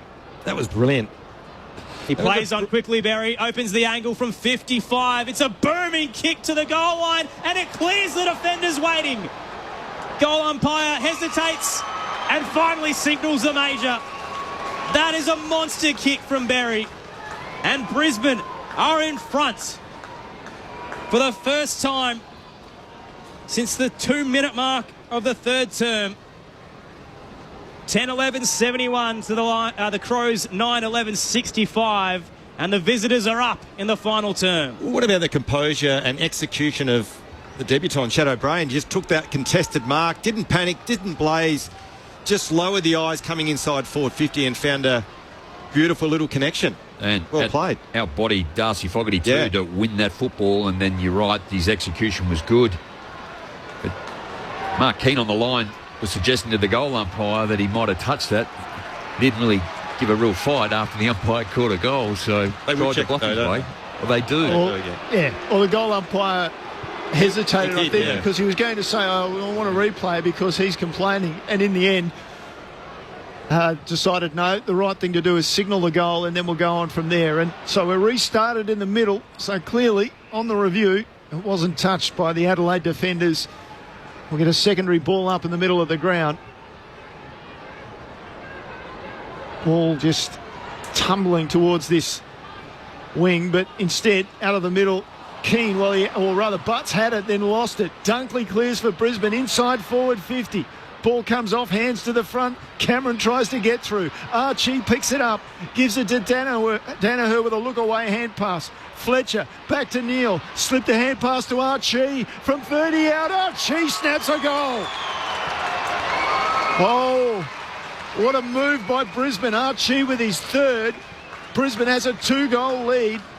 Early stages of the final term. Your experts on ABC Sport, Rod Jamieson and Josh Franco. Well, you just talk about the ability to, once you hold the football, you cannot give it up, and particularly in a contest in the middle of the ground, let alone up for or in your defence. But just Jordan Butts had it. The tackle came, he took it, and it just popped out loose. And then 3 Brisbane players were away. And then just the pressure up forward. Charlie Cameron was just straight at it, as was Rayner and Archie. You can see they just stepped it up a little bit. Lockie Neal involved in that passage of play. Slick handball. Adelaide are really going to have to. They're going to have to go hard now. Brisbane go bang bang. They're up by 12 as the crowd tries to lift the momentum for the home side. They're back against the wall now. In the middle, O'Brien won it down. He was looking for Laird. Awkward bounce back to McInerney. He slapped it up towards half forward for the Lions. Loman head over the footy. Got a handball out. Only as far as Michael Annie. And he becomes the tackler on him to force a ball up. Ray in the Riverlands texted in, said, I thought Berry is a Crows player. That's Sam. He's not playing tonight on the emergency list. Jared's out there, though, and looking good. Out of the stoppage, Laird's caught high by the big man, Big O. He'll pop back up and hand it to Crouch. Bit of time and space to run into on the broadcast side. And on the 45 spots, Scholl. Marks true centre wing in front of the benches. Stepped off his line and now forced to rush his kick. High up towards the 50 for Adelaide. Fogarty charging out. Got a hand in. Couldn't reel it in. Zorko front and square. Flung it in the tackle. They converge and hold things up close to the 50. And a ball up to come at left half forward for Adelaide. It's almost that one where Himmelberg needs to stay out of it, because otherwise he brings Harris Andrews into the contest, which is where they don't want to put it when you're Adelaide. Adelaide will go inside forward 50 after Brisbane had control. It was turned over. Crouch sent it inside 50. Payne picked it up. Sent it outside again. Butts with an opportunity from Adelaide. Chase Jones was chased down. And we'll get a ball up. Well, it's interesting you say that too, Jammer. Even watching Andrews play, I actually don't think he cares what Himmelberg does. He's just reading where he thinks the ball's going to go and influence that next play. Oh, Berry with a slick hand pass and another one from Neal. And Then Dunkley couldn't get rid of it. Finally, he managed to smuggle it out. And Rebel picked it up. He's taken the ground. Umpire comes in, says he'll ball it up. Adelaide crowd incensed. Their side is down by 12 points and it's just not going their way. Hot footy. O'Brien taps it down, looking for Crouch at his bootlaces. Tackled by Dunkley, fell into it. Crowd wanted in the back, won't be there. Wrenched away by Berry. Got it towards Dunkley, kick smothered. Adelaide now fighting for it on hands and knees. Laird back to Crouch. Off a step up towards half forward. Himmelberg again beaten by Andrews, who tapped it down to Berry. Back towards Payne. Off a step up towards centre wing. Was looking for Hitwood, knocked away from him. O'Brien skies it for Adelaide. Himmelberg racing out, crunches the back.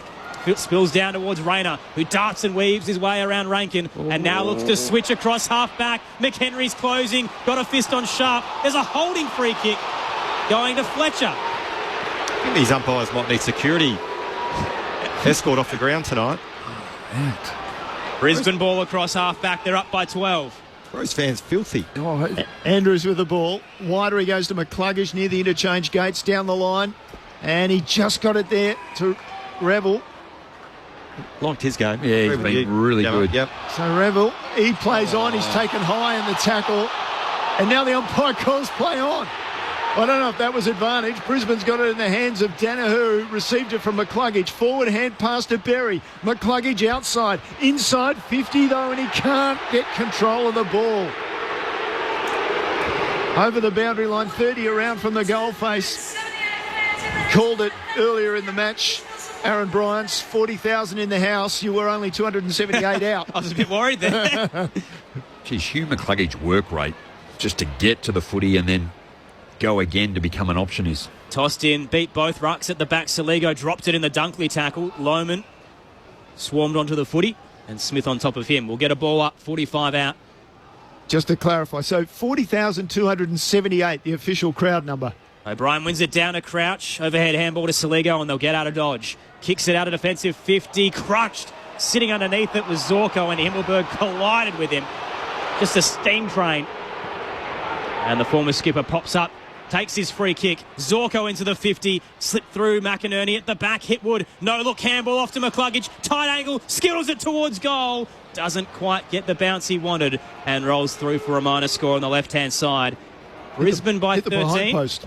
Oh, boundary throw-in instead, which is probably favourable for Adelaide because at the moment it's a 2-goal game instead of a 3 separate scoring shots separating these two sides. So from beside the behind post, the boundary umpire throws it back in. O'Brien comes from behind as well, down to McHenry. Saligo did well, got it out to Hinge, and then McHenry just jinks around one, and a short pass finds Rankin. Outside running for him, yes, McHenry. Drops it in short. Surely that wasn't 15. That's what the umpire thought as he gave it to Walker. Tried to get away from Payne and only stepped over the line in the end. So a throw in out on the eastern side between half forward and centre wing for Brisbane. They're attacking that River Torrens into the ground in the final quarter. Toss back into play. McInerney and O'Brien both get a hand to it. Paddled straight in front to McCluggage. Went to ground. Berry ripped it out. Got it to McInerney. Hacked it towards the 50. And it's coming all the way back for a whistle against Adelaide to Jared Berry. Matt Crouch, the offender. Well, the free kick count to this point in the game, 16 all. I think you asked the Crow supporters that they would agree. Has it felt like that? It's not. Well, I think it's just the freeze and how they've been given, isn't it, too? It's and the ones that haven't been. Oh, yeah.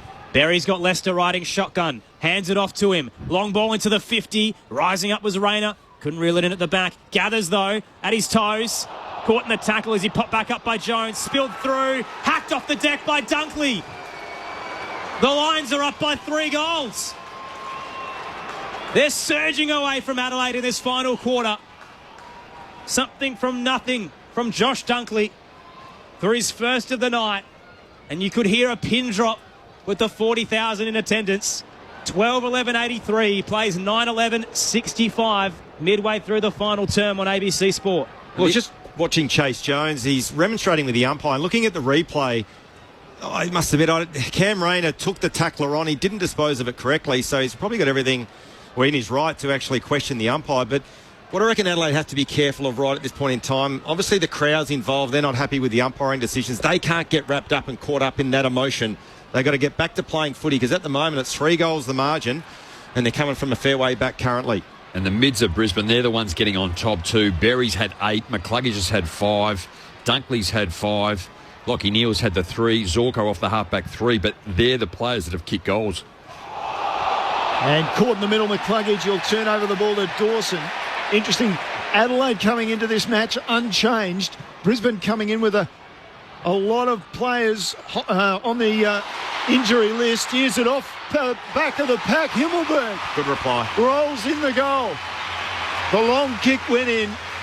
And the big man just waited off the back and it came over to him and Himmelberg rolled in an easy goal. Adelaide gets one back. Himmelberg second. They've reduced it to a 2-goal game. Adelaide 10-11-71. Brisbane 12-11-83. And we've gone through 14 minutes in this final term. Well, it's Jordan Dawson in the middle too. Gets the free, holding the ball. And I think that's what the umpires have missed, not only from Adelaide but also from Brisbane. When the player takes you on, you have to pay the free if he doesn't dispose of it, and Adelaide were able to win it on that occasion. And Jordan Dawson just took off, wheeled around on his left, and as a defender, it's the last place you want it to be, deep in your defensive areas over the back, and Elliot Himmelberg just stood down and read it well. And one of the few errors that Harris Andrews has made all night, didn't bring the ball to the front, and he realised it straight away. 2-goal game, and the energy is lifted. In the middle, O'Brien taps it down, bounced off the boots of Berry, gathered by Rankin, who hands it off towards Dawson, dukes it to Smith, hacked it up to half forward. Waiting back was Wilmot, but he put it down, towed off the deck by Rochelle, but only found Sharp, who marks for Brisbane, looks to the outer side, finds Brain, at left half back, the debutant, thinking his way through this. Oh, wow. Chips it up through centre wing, a little long in the end for Berry, giving the Lions a migraine is Brain. Coming across, Nankervis wrapped up in the tackle. He's held up in front of the Foss Williams stand. Umpire waits. It's ripped out. Adelaide get the break. Fogarty, booming kick up towards the 50. 2-on-2 there. And Andrews beats Himmelberg and Walker. He has been electric tonight, the 2-time All-Australian. And Brisbane have the footy at left half back. Prior to that centre bounce, Brisbane had had 50 disposals. Adelaide 25 in this quarter. Andrews went short to Lockie Neal, who goes long. Out on centre wing, the ball comes off the pack. Front and centre was Berry. And his hand pass forward only found O'Brien for Adelaide. How does that happen? How could he miss O'Brien? Well, he surely saw him. O'Brien forces a ball up. McInerney just punches it forward. Now it's in dispute again near the boundary line and over. Sharp making the tackle on Dawson. Forces the throw in. Left half forward for the Lions. Contested footy in this quarter. Crossy 2, 24-14 in favour of Brisbane. 6 handball receives. Brisbane none to Adelaide. Lions by 12. Toss back in. McInerney won it down. Volleyed by Wilmot. Smothered. Ricocheted to Rochelle. Bouncing footy through centre wing off his kick. Zorko out to meet it. Bounced off him. Andrews can gather though. The co-captain for the Lions uses McCluggage, who wheels away from McHenry and darts it up to Berry on the logo. He'll chip it over the top. Finds Sharp. Still going. They keep running. This pride of Lions, uncontested. McCluggage chips it towards the 50. Rochelle, courageous back with the flight. Cut it off. Spilled to Danaher. Skies it towards the goal square. 2-on-2 there. Archie beaten by Nankervis. Cook to Jones. Launches it out of defensive 50. Fogarty tried to gather. Lester fisted it down. Laird was waiting. Back to the fog. Through centre wing. Spots Keys. Here comes Adelaide on the counter. Keys inboard. He goes to Dawson. Dawson looks long into the scoreboard pocket for Walker. Payne comes back on him. Walker gets rid of him. Ball goes over the back. Walker ball in hand. Hooks it with the left foot. Back centrally. Done by Rankin. He didn't take the mark, but he recovered so quickly away from his opponent and dribbles through another goal. Third of the night, in fact, for Rankin. Adelaide only trailing by 6 points now. 12-11-83 Brisbane, 11-11-77 Adelaide. What a game. We've got the close one on ABC Sport. Here's experts Rod Jamieson and Josh Franco. Well, I questioned Josh Rochelle a couple of weeks ago, just sometimes his attack on the football or his remonstration of his teammates, but he had to go back with the flight of the footy on that occasion, and he did, and that's what you need to do if you're going to play in a manner in which he does. He has got some swagger, but the kick of Darcy Fogarty was the one. Once Adelaide got it out, that low penetrating kick. It got over the top of Harris Andrews. Unsure then that Taylor Walker was going to actually win that contest against Jack Payne, but just a smart kick over into the middle. Isaac Ranklin, always dangerous. How many times have we called it up here in the box? Taylor Walker, his vision and his ability to execute and his unselfish nature in the way he plays. You just saw it in spades again on that occasion. It's heaving at the Adelaide Oval. 1 goal game, Brisbane up. 9.5 to play. Out of the middle, McInerney. Roll to kick up towards half forward, and it's cut off by Adelaide. Lohmann becomes the tackler on Smith. We'll get a ball up close to the centre circle.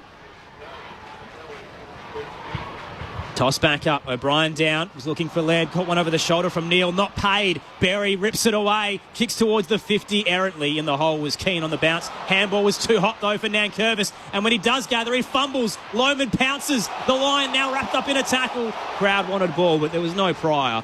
And it'll be tossed up in front of the Rashudo stand. Brisbane 12-11-83. Adelaide 11-11-77. Lohmann just put his head down there too, didn't he, too? It was Nankervis. Yes. Off the ruckman, close to the boundary line. Neal got it out to Berry, but he's going the wrong way. And Brain was taken down when he was given the ball. That wasn't great thinking from Berry either. So forces a ball up. We'll get a chance to go down to Liz Walsh in just a moment. Off the pack, Berry released a hand pass as he was tackled from the ruck contest. Socket forward by Sharp towards half forward. Coming across was Keane. It goes over the boundary line. Liz Walsh on the boundary for ABC Sport. We've got some tired bodies down here now. Just a moment ago, every single physio mat for both sides was in use. We're with you for the next hour on ABC Sport. So stay with us as we wrap it all up. This thrilling finish. Brisbane by 6. Toss back in. O'Brien tapped it beautifully in the path of Rankin, and now they're surging off half-back. This murder of Crows. Rankin to Dawson, heads towards the 50, perfectly weighted to Cook, diving back. Rebel got a hand to it, gathered by Himmelberg, and unselfishly spots Fogarty. Could have blazed away from 40 out, but shares the load to the big man. And Darcy Fogarty has it, 25 out. Slight angle to the right. Well, you mentioned at three-quarter time, it's the side, because there's so many momentum swings and it's such a tight game, the side with the most composure with ball in hand, and we saw Himmelberg on that occasion, didn't blaze away, was under the pump and just found Fogarty uncontested. Beautiful little lateral kick inside 50. Darcy Fogarty kicks from 30 and sets the Adelaide Oval alight. His third of the night. Levels the score once again. 8 minutes to go. 12-11-83 apiece. A grandstand finish coming your way on Sunday night footy with ABC Sport. Aaron Bryans, Neil Cross, Rod Jamieson and Josh Franco with you. 22 less disposals in Brisbane in this quarter, and you can hear the crowd in the background in the congested and contested area is that Brisbane are trying to run and carry and break the tackling. And that's the frustration too. Once they're doing that, the umpires aren't giving the free, which is causing enormous frustration. But Himmelberg did really well. I thought Braden Cook, and that kick from Jordan Dawson as well, just not quite hitting it. It is a penetrating kick and was able to come down. He stayed down, called the composure, Josh, and finished well. Scores level for the third time. We've had 11 lead changes. Ball back in the middle. Lockie Neal, interesting hand pass out of there. Back into the centre square for Adelaide. He just toes it forward after Laird was taken in a tackle and had to release it.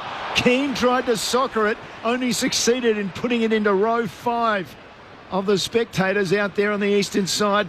It'll be Danaher with a free kick. Oh, and his hand pass to Neal, who was not looking.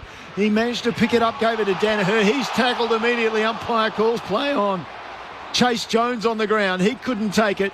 Now he makes the tackle. Ball still fumbling around in there. Well done by Nankervis. Worked in a phone box to get it back to Keane. Clears the area. Lions intercept. It'll come again. Connor McKenna, left half forward. He's got a booming right foot into the pocket. Almost too much on it in the end. Morris launched. Slipped through his hands. And it will be a boundary throw, and he must have got a finger to it. Crowd didn't think so. The boundary umpire happy to give the line the benefit of the doubt. Thought he was almost going to give the free to Brisbane there too, maybe impeding when he was going for a mark. Tossed in Brisbane's 50. McInerney paddles it centrally. Nankervis was waiting. Crows now through Butts. Gave it to Hinge, but just caught him behind, charging by. Now they've got to fight for it. Nankervis dunked by Hipwood. Lohman brings Hinge to the ground. They finally get it out of there. Butts to Laird. Just hacks it for territory. It bounces towards the boundary line and knocked over in the end by Wilmot. It'll be tossed back into play just wide of the benches. Laird got a good bounce there, didn't he? It sort of set up. It didn't go over the boundary line. Otherwise, it would have probably been played deliberate. Got lucky a little bit on that occasion there, Rory Laird. Scores locked away at 12-11 apiece. There's never been a draw between these two clubs. Offhands to Cook from Crouch with a good hand pass. Down the line he goes with a kick on the members' side. Out to Keys inside forward 50. Intercept mark by Lester. Took it on the chest, read it well. Just carried the pack. Lester, he goes across goal. Gee, that's a dangerous kick to a spot lead up. But he's done it to McKenna. Rankin was only a half a yard behind him. And now Rankin forces McKenna into error. He pressured him on the mark, and it's either a mark or out of bounds on the full, and Dawson's got it right on the 50 where the arc meets the boundary. Got Darcy Fogarty. Dawson pops it into the pocket. Fogarty has some space. Harris Andrews has been electric all night, but an absolute brain fade as he let Fogarty go and has gifted him a set shot. 10 out, tight angle. It's the one that just, as a defender, you go back, you want to go to the line, and then you allow the kicker. That's where you think he's going to go. But Darcy Fogarty he was all on his own for probably 10 seconds as well. Brave move, Harris Andrews. Darcy Fogarty from 20 out, close to the boundary, squeezes it through. The showstopper at the Adelaide Oval. He's got 4. And Adelaide are back in front for the first time since the 4-minute mark. Our 11th lead change of the night. 13-11-89 to Brisbane's 12-11-83. And we've got 5 minutes to go in the conclusion to round 9. Well, Liz spoke about the ability of all the players a little weary. Riley O'Brien's had 16 hitouts. The Big O only 9. Hitouts to advantage 3. Berry and Neal have mopped up along with Matt Crouch 3. So Adelaide are doing it in the air. A couple of players just starting to get a little weary. And obviously referencing Harris Andrews, I think that's the only vulnerability in his game is because he does back himself to read the ball and where it's going. He is potentially vulnerable on that little lead up. He probably then predicted the long ball in. Fogarty presented and a great connect inside 50. Well, is fatigue going to affect Adelaide? They're the club with one down. They're coming with a rush, though. And in the middle, they get a free kick. Laird taken too high. Off to Brody Smith, who goes long inside 50. Andrews involved with Himmelberg. Payne took it off them. Then his chip out found Fletcher. So Fletcher and right half back on this broadcast side of the ground. Chips it for McCluggage, still running strongly. 4.5 minutes remaining too. Brisbane going to have to pull the trigger. Call to play on down the line. And coming across Nankervis. The sub who's done his hard work in the final quarter. But what happens now too is both sides go into game state. They practice this all pre-season. So when they're in the scenario, if they're down and they've got to score or they're up and they've got to save the game, they go into these different strategies on how they can inject their method and game plan into the game. Toss back in. Adelaide by 6. O'Brien to Saligo, who sidestepped Dunkley with ease. The kick, though, was rushed and only found Payne. Right half back, dangerous across defensive 50 he goes. Set up a little long for Leicester. Fogarty closed but couldn't get a hand in. Now through the corridor go Brisbane. Hipwood, long wobbler towards the 50 and it landed in the lap of Archie. Oh, the footy gods are right behind this thriller. And they've given Brisbane a set shot straight in front, 40 out. And it's the different scenarios. As we said, if you're up and there's not long to go, you want to take no risk. But you'd imagine, as we saw on that occasion, Brisbane have to take some risk. They have to roll the dice to get some ball movement going, and it paid off on that occasion. And Archie, he has to go back and nail this goal to level the score. Callum Archie from 45 leans back on the kick. and has 4 at the Adelaide Oval. Playing the role of the heartbreak kid tonight. Scores level again. 13-11-89. Now 4 minutes remaining. Strap yourselves in. Sunday night footy on ABC Sport in this seesawing affair. Rod Jamison, Josh Franco, where to from here? Some of the disposal from Adelaide has been poor when it's gone into their forward 50, but you've got to give credit. Jack Payne has had 15 disposals, 11 marks on one of the best players at centre-half forward or full forward, and he's backed himself in. He's the leading mark taker on the ground, and he's just done it all night. And it's a game of inches too, isn't it? That kick across goal, if Fogarty just gets a fingernail on it and can get possession of the footy, it's almost game over. Unable to do that. Rebound, shot on goal, goal for the Lions. Jared Berry's been huge this quarter. Yeah. He's had 12 disposals. Try and pick a winner from here. Back in the middle. Slightly towards the Brisbane end of the square. Now at the back end of the square is a hand pass back to Hinge, who goes wide for Adelaide. Near the interchange gates for Keys. Keys plays on. Down the line he goes with a kick. Himmelberg leads up. Andrews punches it to the front. Led inside 50. High ball, 20 from goal. And Payne, what a great mark. Walker went to ground. 12. That's unbelievable, Mark. He just, how you back yourself in 20 metres out?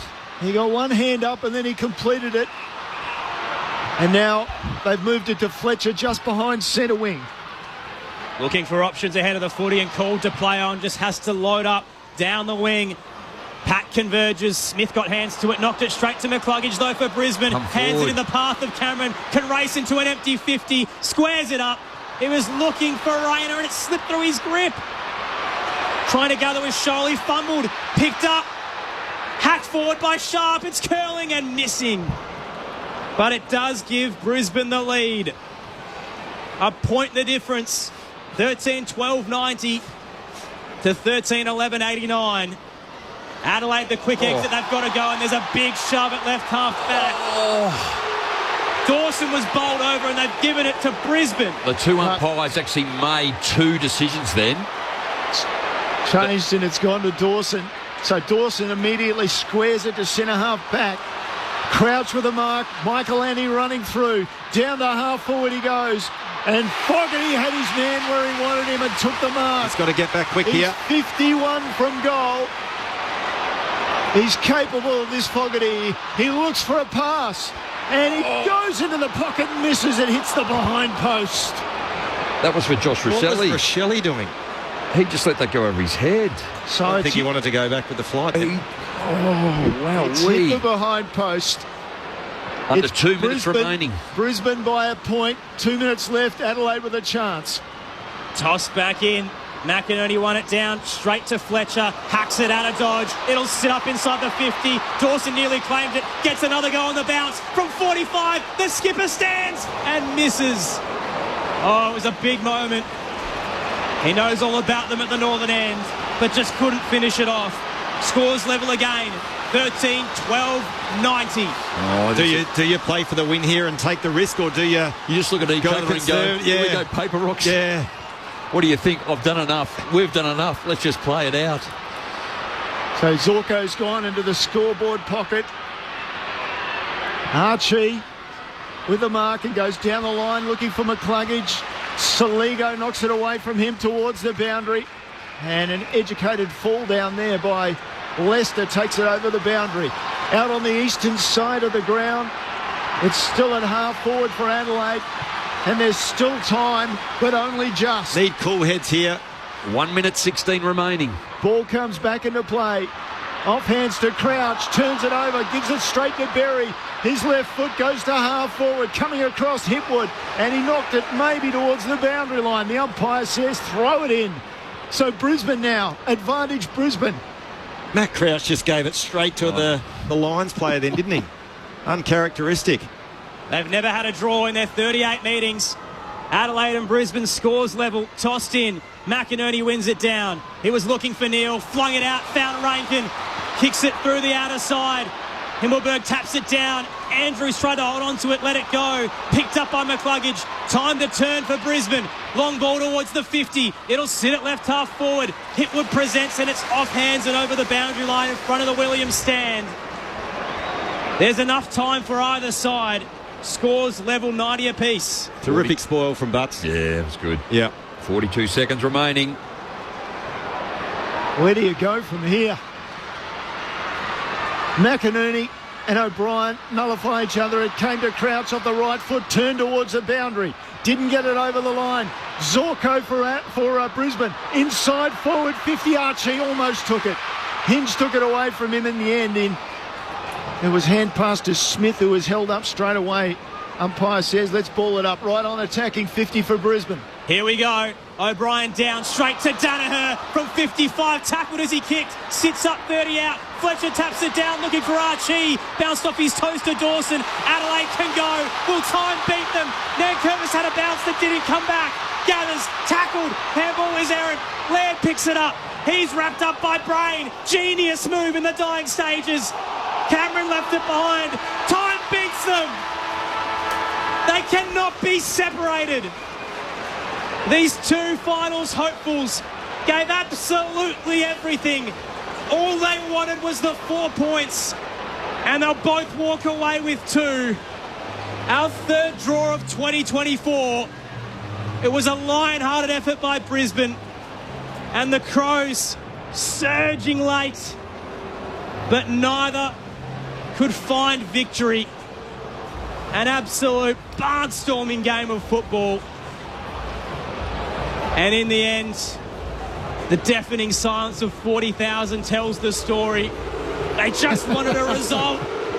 But definitely listen to that. It'll be interrupted by the jeers for the umpires.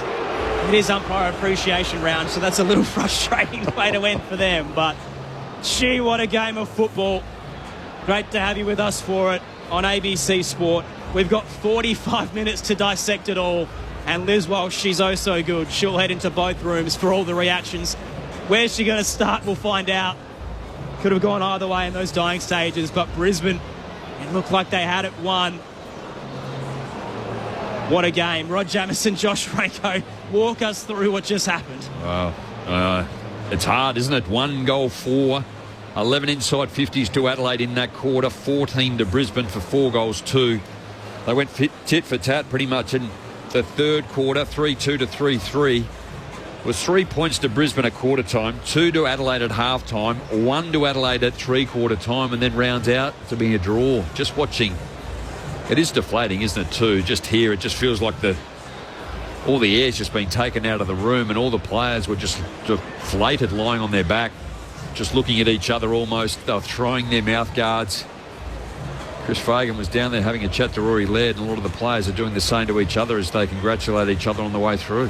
Well, I must say, I don't know where it leads or leaves both sides, because as we said at the start of the game, whoever wins was going to go 4 and 5. Whoever was going to lose would go 3 and 6, and it's almost an impossible mountain to climb to get back and play finals from that position. But they both get the 2 points, they get the draw, and I guess it keeps them both alive. Yeah, they've just had a look here. So Adelaide remain at 12th position, and Brisbane 13, and it's only just 1% that separates the two.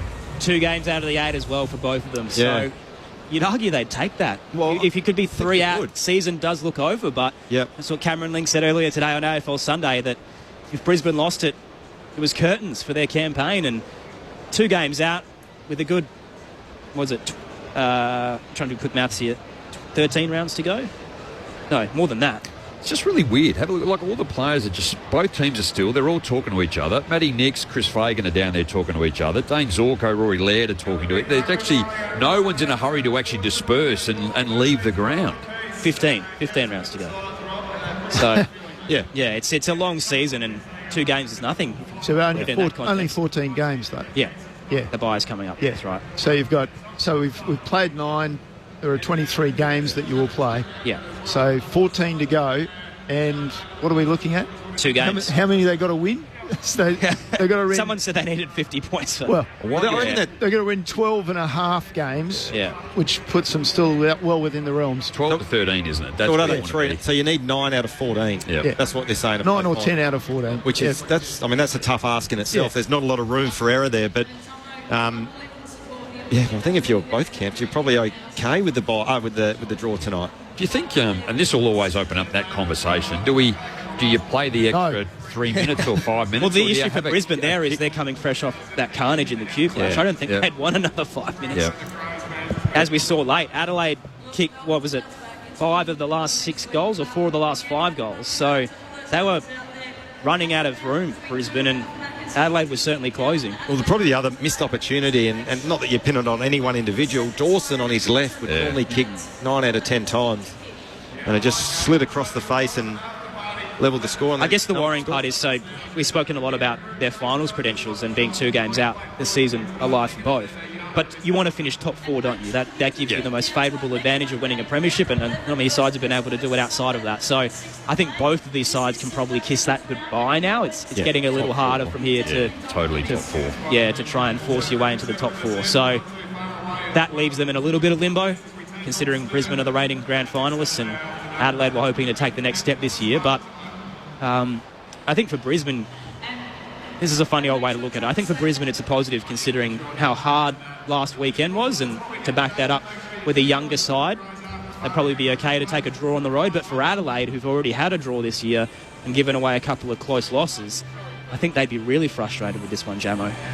Oh, look, at home, it's not always the case, but you'd certainly pencil in the ones where you sort of sit down and go, yep, I think we'd probably be favourable to win that one. They play Collingwood away now, so they have to go where MCG, come back and play West Coast, Hawks, Richmond, Sydney, and then bye. So there's still a little bit of work to be done, and even though they're lesser sides, it's still it's going to be seriously hard to be able to do it. But I think the next week will be a test. They tend to step up and play the good quality sides, and that's not being disrespectful. Brisbane are a good quality side, but the teams touted to finish in the top 4, top 6. Adelaide seemed to go okay against them.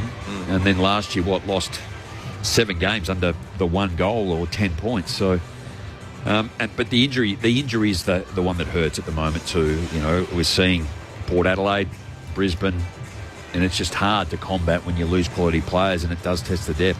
Thoughts of Premiership Crow Rod Jamieson, All-Australian midfielder Josh Franco, with you for the next 40 minutes if you want to get in touch to wrap up the draw here at the Adelaide Oval. 0437 774 774. Phil from Victoria says, hi team, enjoyed the call, it was great, and that both sides played well despite all of the injuries. Says a lot about Brisbane. And Ray in the Riverland says, umpires 26 and 28 umpire the Crows on a regular basis and are not very good. So that's from Ray in the Riverland. 13, 12, 90 apiece. We couldn't separate them at the Adelaide Oval. Let's get some reaction from down in the Crows rooms with Liz Walsh. Thanks, Aaron. Yeah, first draw between these two clubs. And if you can believe it, in my, 3rd or 4th season as a boundary rider for ABC Sport, this is also my first draw. So the players have just trudged off the oval is how I would describe it, and walked straight into a team meeting. There obviously no song, no celebrations, no saying hello to family and friends who are down in here. Taylor Walker was the first one off the oval, and Rory Sloane actually was the last player to go into the rooms for the team meeting. So hopefully that won't take too long, and I'll come back once I've got a player interview. Pulling back the curtain a little bit as well, as a boundary rider in a close game, you only have a limited amount of gear, so Liz has to pick a room to go to in the dying stages, and she's picked Adelaide there, which tells you a bit about, I guess, the state of the game at that point. But Brisbane had the last inside 50 entry and had a chance to snatch it, and just couldn't get it done about 25 out from goal. So it was a seesawing affair that really could have gone either way, and a testament to how enthralling that entire contest was. So we'll get some reaction from both camps, but what is the messaging there a little bit if you're Matthew Nixon, you've pulled the crew straight in? Is it frustration? Is it pleasure in the way they fought back? Brisbane kicked the first 3 goals of that last quarter to push out by 18 points, and Adelaide edged it back with a little flurry. I think Adelaide I think they'd be disappointed they lost that, actually. I think particularly the way in which they played. And I just had a look back over the 4 quarters again. They were heavily handballed in the first half, and they were able to kick, and they got themselves back in. Look, credit to both defences, particularly late in that quarter too. I mean, there were opportunities where Danaher was out on his left. and he wanted to go for goal. There was 30 metres out. There was some real clean hands in defence to run it forward. Nankervis to actually take the footy on and run and take a bounce and get it outside 50, albeit the defence then of Brisbane came at him and he wasn't being able to, and then it just sat here on the half-back flank. And then at the other end, Jack Payne, what an outstanding game tonight. Like, I think he ended up with 11 marks for the entire game, maybe 16 and 12, but just the strength in which he was able to do it down there. Harris Andrews, getting his fist to a lot of things. I think Adelaide would rue the fact that one probably got away. But I think also from Matthew Nix's perspective, I totally agree with you. I think he would be disappointed that they couldn't get the 4 points tonight. But I think from how they started the season, and I guess they were under the microscope, the blowtorch was on them in terms of, getting ahead of themselves. And I know that we'd spoken about it up here in the commentary box post a couple of their early losses. But I think at least there'd be some satisfaction that they are back to playing the level and the brand of footy that they were capable last year, and everyone knows that they're capable of this year. So I think they would take the positive out of that, but also, as we said, the disappointment of not getting over the line. And then again, I just think, so when you look at the goal scorers, 6 to Adelaide, Josh Rosselli forward, Taylor Walker forward, Isaac Rankin mid forward, so maybe you could put him in there as the mid, Darcy Fogarty forward, Himmelberg forward, Scholl on a wing. So there's 2, but you got Josh Dunkley kicked the goal, Hugh McCluggage kicked the goal, Jared Berry kicked the goal. These guys are quality midfielders that are kicking goals as well. And I think that's where Adelaide don't have the firepower. They actually rely heavily on their forward players. But albeit Brisbane did with Archie. What a game he played. He kicked 4. Danaher kicked 1. Lohman liked his game. He kicked 1. And Logan Morris kicked 2. Charlie Cameron, been quiet for the last month, but kicked 1 tonight. And Eric Hipwood also quiet with just the 1. But the midfielders were the one that... probably that's where Matty Nix would have gone, come on, boys, you need to be a bit better than that. Baz has got back in touch with us on the text line, 0437 774 774, and thrown in the towel on Matthew Nix. He says, thanks for the memories, time to move on at 3, 1 and 5. I'm not sure that we've got a lot of the season to play out. I think it's a bit too early to throw that out there, but it is a precarious position to be to find themselves in the Crows, but you can't always go on the up every year, and I think to Josh's testament there that the Crows have certainly shown that their best brand of footy is back. Is it too little too late? I'll be looking ahead to 2025. We'll wait and see. But Collingwood next week as part of this fortnight of grand finalists on the road as well, and then West Coast, Hawthorn, Richmond after that. So a nice little trifecta of lower ranked sides, but yeah, I guess the measuring stick is next week against the Magpies, isn't it? Well, I don't think they can do any more than what they've probably done in recent years. So in 2020, they debuted 9 players, 21-9, 22 another 3. So there's 21 in those 3 years, and they did 3 last year. So they've had 24 debut players across the last 4 years. So, and we touched on it, they're getting some players that are getting close to 50 games. So they're starting to build, and once you sort of get over that little lip, but then becomes the challenge. Rory Sloane's just retired. Taylor Walker's not that far away. So you've got to be able to top up and bring them through. And we're starting to see Daniel Curtin come through. And just Josh Worrell really found his place in the back half. And then we don't need to talk about, the injuries at Brisbane and how difficult that is too. Gardner, McCarthy, Starcevich, they're all quality players. And Noah Ainsworth, concussion. Tom Doedee, Adelaide people know him in his second knee in 2 years. And Will Ashcroft, what a star he is, and Kitty Coleman also. So they've got 4 knees and long-term injuries. It makes a massive difference to your list. So both sides are quality. I know at this stage, you just got to keep winning games. We're just talking about that. 12 or 13 is probably what you're after. But to the point you were saying earlier, if there's 14 rounds left, you've got to win 9 just to get into the 8. Makes it pretty hard. Did you feel the depth of Brisbane was handled the occasion tonight, Jammer? Because I thought Reveal was great, 15 touches in his second game, backed up last week where he had 13 in the Q Clash, and then Logan Morris had 2 goals, and Shadow Brown we only saw a little bit of, but was impactful in that final quarter. I think that they've found some promising young cubs. Yeah, totally. I think I really like the way Bruce Revel played, actually. Like, again, midfield, wing, probably more so during play midfield, but then he'd just sit behind the football. He would push around and go behind and create that loose. And he's in his second game, so certainly with Chris Fagan going, okay, I think you can play this, and he was able to do it and still win footy and impact. Well, I think also too, sometimes injuries can be a bit of a blessing in disguise for these younger kids. So now it does, and I know when you look at Brisbane Lions list ahead of the ball with Hipwood and Danaher, behind the ball they've got Andrews and Payne, and their midfield is an experienced midfield. So if they can start blooding some of these guys, obviously, sadly, at the expense of the guys that have gone out with long-term injuries, I think it actually holds them in good stead down the track. Yeah. I think historically, too, when you look at statistics and sides that win premierships, generally they're the ones that don't have the volume of injuries throughout the year. Obviously, Adelaide and no doubt Brisbane at the moment don't sort of fit in that category, but it does give them the opportunity to expose these young Lions and develop those for the future, absolutely. Well, you look at Payne's development across the last 3 or 4 years, but that's come at the expense, if you like, of Darcy Gardner, who's obviously done his knee now, so they're not backing up each other anymore. Payne is the man, but you can just see how much he's lifted as a player, and how much he is a second version, if you like, of Harris Andrews for them. And then, sorry, just to add that also they're going to get Will Ashcroft back in another month or so, I think. So that'll help them out a little bit. I think to your point too, Crossy, like Darcy Wilmot, I remember him playing his first game. I thought, geez, hard at it. He's a young kid. Final? It was late last season anyway. So, he's up to game 38 now too, so maybe the year previous before. Season. Yep. But he'll have to play more footy back there. And you saw Shadow Brain, like, there was no problem. Like, Chris Fagan said, right, go straight to half back, and you're standing Darcy Fogarty. So he clearly sees something in him that we don't know because we haven't seen him play. But albeit he gave up the footy first time round, we saw his follow-up work, deep in their half-forward line to win the footy and outbody Darcy Fogarty too. So, and then Lohman, I like the way he's quick. He's only his 17th game. Yeah. Logan Morris in his second game. Kai Lohman, who wants to be called Kubla Kai, as in the reference to the Karate Kid. Does he really? Kubla Kai, that's what he calls himself. Sensei. Hey, monkey. A couple of texts to run through. 0437 774 774 with you for the next 30 minutes. We'll try and get some reaction from both the rooms as kick-to-kick occurs out on the Adelaide Oval. A draw here, 13-12, 90 apiece. Our third of the season leaves Adelaide and Brisbane 3 and 5.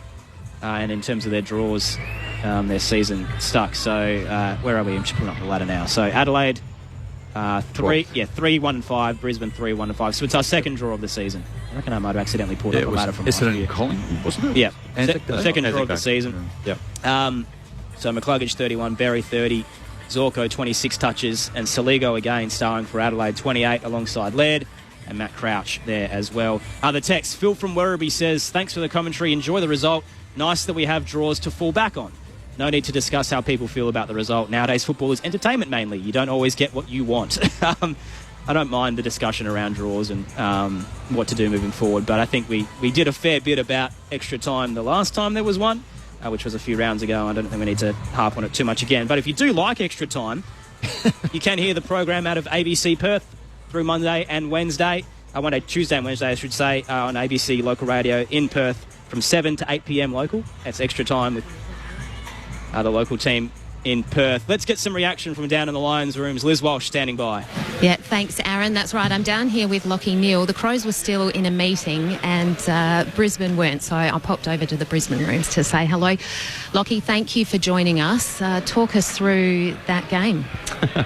Yeah, it was a bit of a seesaw arm wrestle all day / night. Probably a fitting result, I guess. It was a pretty even contest and we probably had a chance to win it when we got a few goals up, and we messed up a couple of things structurally, I think, and let them back in the game. But credit to them, they kept coming. And also really proud of our guys, though. A few injuries, a lot of new faces, some inexperience in the team, and the way we sort of fought that game out. And once they hit the front, we were able to get another one back and level it up. I'm really proud of the group as well for sticking fat on a road trip. Just back on that last quarter, down by a point at three-quarter time, what was the strategy coming into term 4? We probably just wanted to get the ball locked in our front half, win clearance. I think in the third quarter we were able to get a bit of territory from clearance, and we were able to, early in that quarter, get that territory, lock it in the front half, get some forward half turnovers, and play with composure. But also territory as well. We feel like that's when we're at our best. We probably overhandled a little bit late to feed their pressure game and let them get us out the back through that. So a couple of things to work on, but yeah, it was. We wanted to win the game, and I thought we gave ourselves a great chance to. The mounting injuries over the past few weeks.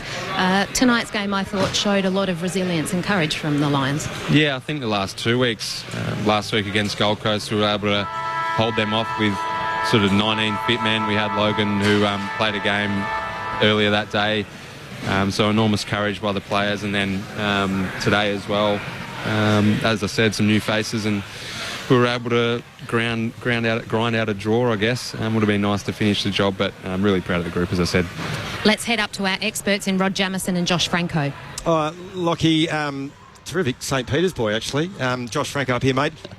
Just a quick question in terms of, we spoke about it late in the game where a lot of sides throughout the course of the pre-season coach and practice game state.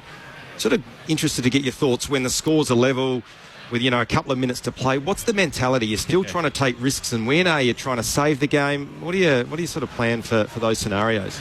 Yeah, it's actually really hard to plan for level scores. We don't do it very often at training, so maybe it's something we can add a little bit. We often do sort of kill the game when you're a point or two in front or a point or two behind and try and win the game. We practice those scenarios a lot, but it was funny. I just had a conversation with Jordan Dawson after the game about that exact scenario, and he was a bit the same. I think it comes down to field position. If we've got a stoppage at attacking mid, it's probably can be a bit more aggressive and try and win the game, but if it's in the back half, that's when you're probably trying to lock it down and make sure they don't score. So it's an interesting scenario, that, and one that you don't find yourself in too often. It's usually, like I said, a couple of points either way.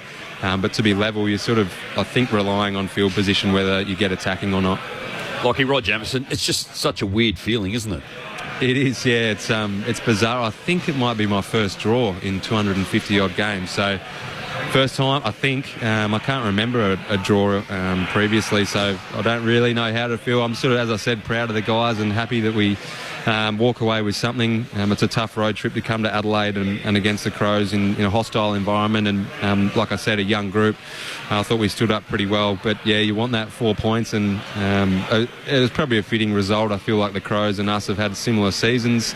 A slow start, and then we start to find a bit of form and lose one or two, and I think we've got the same wins as well, so we're all neck and neck, and maybe it's a fitting result for where both teams are at. Well, it's the first time that both Brisbane and Adelaide have actually drawn together as well. But so we talk a lot about Harris Andrews down back and his ability to be able to read and get his hand to it. But, Jack Payne was huge tonight, and he ended up with 12 marks as well. Yeah, he was enormous. I don't actually... It's hard for me to tell when I'm out there who's played well, but I certainly noticed Payne, and if I had to pick our best player for tonight, it'd be Big Payne. He was amazing tonight, and he's got a great set of jukes, and he's just starting to understand how good of a player he can be at this level, and it's exciting for the footy club. We've sort of unearthed a gem there the last 18, 24 months, so it's exciting for the group and for Payne.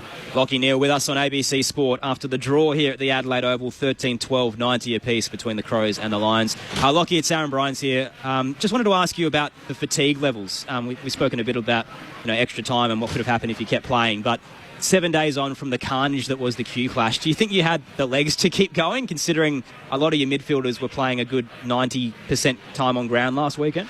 Yeah, it's interesting. I sort of feel like we prepared as best we could. I must admit, I felt a little bit heavier today. I didn't play my best footy, so I'm not sure how the other boys felt. You don't want to be passing that on to the group that you're sort of not feeling your zippy self, but I'm not sure if it had a factor from last week or not, but I think we could have kept playing. Because I've never been in a draw, I haven't ever thought about extra time really. It's an interesting concept. You probably could play another 5 minutes or whatever it is, 5 minutes each end. I'm sure the fans would like that. It makes it a bit more exciting, and if they were to do that, I'd be for it. And I think we could have. What about a golden goal, Lockie? And if it was, who would you choose in your team to kick it? Oh, good. Cal Archie tonight. He was slotting them. He was great, wasn't he? He was very good. If Zach Bailey's not playing, but he's a beautiful set shot, so if it's in a few weeks' time, golden goal, I'll go with Zach Bailey. Speaking of slotting them, Logan Morris had 2-1 for the night in his second game. It was an incredible story last weekend to go from playing in the VFL, having some fast food and some soup and getting the wrong size boots and still getting out there and kicking 1-3, but clearly actually having a proper preparation to play senior footy has helped him tonight because he looked really imposing. Yeah, he's going to be a serious player for this footy club, hopefully for a long time. And he's a great kid to go with it. His locker's not far from mine. At the moment, there's not anyone in between us, so he's sort of next to me. He's a funny kid. He makes me laugh and keeps me young. And he's a great player to go along with it. He's worked extremely hard to get this opportunity, and I feel like he's going to take it with both hands. The level, AFL level, won't faze him, and he seems to step up to it. Lockie, Neil Cross here. Just on the other two, Bruce Revell and Shadow Brain. They're good performers in their a debut for one, obviously, and only the second game for Revell. So, how many more have you got in the locker up there? Yeah, we've got a few. We saw Jackson Pryor come in and play tonight as well. He's been playing exceptional footy in the VFL, and Shadow's been just about our best player in the twos every week this year, so he deserved an opportunity. And I think you saw in the quarter that he played what he can bring. He's tough, he's pretty skillful, and he brings a lot of energy to the group. And Brucey's the same. He's a great story. I think he's 23. He worked 3 jobs last year to get an opportunity and still play in our VFL side and do some great things and get an opportunity at AFL level. And he's such a hard worker and one of my favourites. So it's great these guys are getting an opportunity amongst the carnage of injuries that we've had. Shadow Brain, 1 of 12. How would you go being dad to that, Lockie? I would struggle. It's a credit to him. I've got 1 child at the moment, and that's enough. So that's 12, insane. 12's crazy. Yeah, it's they're a great family, full of great kids, and the parents have done an excellent job with Shadow. He's an amazing human. A Noosa boy, so he's pretty relaxed, but he's a very hard worker, and he came back in super nick this year, and I'm so happy for him. Hey, Lockie, thanks for your time. Best of luck against the Tigers next week, but what a great game tonight. Thanks, guys. Appreciate it. 25 touches for Lockie Neal, 11 of those contested in the draw here at the Adelaide Oval. 13, 12, 90 apiece between the Crows and the Lions. So nothing separating what were these 3 and 5 sides. Now 3, 1 and 5. Both find themselves 2 games outside of the 8, and their season's still well and truly alive, but both would have been really eager to nab those 4 points in the dying stages, and nothing really could separate them as the clock ran down. On the text line 0437 774 774, Stan from Victoria says, "Hi team, good call. We are long-suffering Pies supporters, and we were gifted with wooden spoons and collywobbles over the years. Hearing supporters whinging, bagging, moaning and groaning. Just hang in there, get behind your team, and it will turn around." And I can certainly back that up by saying that my mob at the moment have less wins than there have been draws this year. So, yeah, just strap yourselves in, guys. It can always be worse. So you had a little purple patch, though, for 5 years, which wasn't too bad. Yeah, we'll take that. And Gavin says, you guys all tipped Adelaide at three-quarter time and now seem to be sulking about the umpires. I don't think the umpires are what determined that game. There was certainly some contentious decisions. I think, let's be clear, I wasn't shooking about it. It was the decision. They're on both sides. They actually made, and they missed a lot of decisions that should have gone either way to both teams. And I think it just creates more confusion in the footy community. Some of those holding the ball that should have been paid weren't paid, and then some do get paid. It's baffling. What about the other thing? Is it worth talking about the sub Curtin? So they subbed him off at half time. Yep. Did the one less rotation with Worrell going off with his wrist, does that have an impact on the result? Because I know, having sat in a coach's box, and there's always been discussion around when you activate the sub tactically. Sometimes your hand's forced, I get, but if it's a tactical sub as it was this afternoon or this evening, the rotation counts low. I think you're pointing to that, Jammer, at the moment. And Adelaide had 65 off 75, and Brisbane had 70 of the 75 rotation. We saw Chris Scott pull the trigger early on Friday. Yeah. Stanley came out of the game, Oisin Mullen injected, and that was, incredibly early, but the game was falling away from them. They had to make something or make a decision. But and that's a really different scenario. Obviously, when there's momentum against, you think, well, we've got to try to do something to change momentum. Whereas it was a 2-point game at half-time. Yeah. It was a very early decision. Yeah, agreed. Well, with the injuries last week to Brisbane, I went back and I had a look at that too. So last week, Brisbane only had 47 interchange. Because of the injuries they sustained prior and during the game. They just couldn't rotate. So your point's pretty valid around probably heavy legs. And Lockie said he didn't feel as zippy as what he did, whereas Gold Coast had 68 of 75, so they were still able to do it. So there were several Brisbane players 95% plus of game time, which is, in this day and age, you'd say, somebody at your age might say, so that's just standard, but no. that amount of game time. Just looking through some of the statistics, the one that stands out for me is there was a 3-point margin at quarter time, 2 points at half time, 1 point at three-quarter time, and nothing at the final bell. So, look, it was close all night. I think the biggest margin, Brisbane got out by 18 points halfway through the last quarter, or 12 minutes into the last quarter. So I thought at that point they were really going to start to kick away, wasn't it, too? And we did touch on Kalamarchi. He's 4-goal one, and he was probably the liveliest forward for Brisbane tonight. But the back line held up really well, both at really late times or crucial times in that last quarter. The defence of both teams are good. Let's get some reaction from the Crows rooms. 13-12-90, the draw tonight between Adelaide and Brisbane. Liz Walsh downstairs. Thank you, Aaron. I'm here with Mitch Hinge. Mitch, a draw. How many of those have you had in your career? Sorry, what was that? A draw. How many of those have you had in your career? Honestly, I think that's my first draw. So it's a weird feeling. As you know, you just those games you hope something goes right and you can scrape over the top. But unfortunately tonight we didn't quite get there. You've come out of a long team meeting with Matthew Nix. What was his message post game? It was a bit of a funny game. Almost there was probably momentums for each side. I think each team took advantages of when they had momentum, and unfortunately we couldn't quite stop them enough when they had it, and they scored a few easy goals. When ideally they wouldn't have. So it is disappointing, and we'll just keep chipping away. Almost for an entire half of football, you were down one on the bench because of Worrell's hurting his wrist. How do you think the side handled that?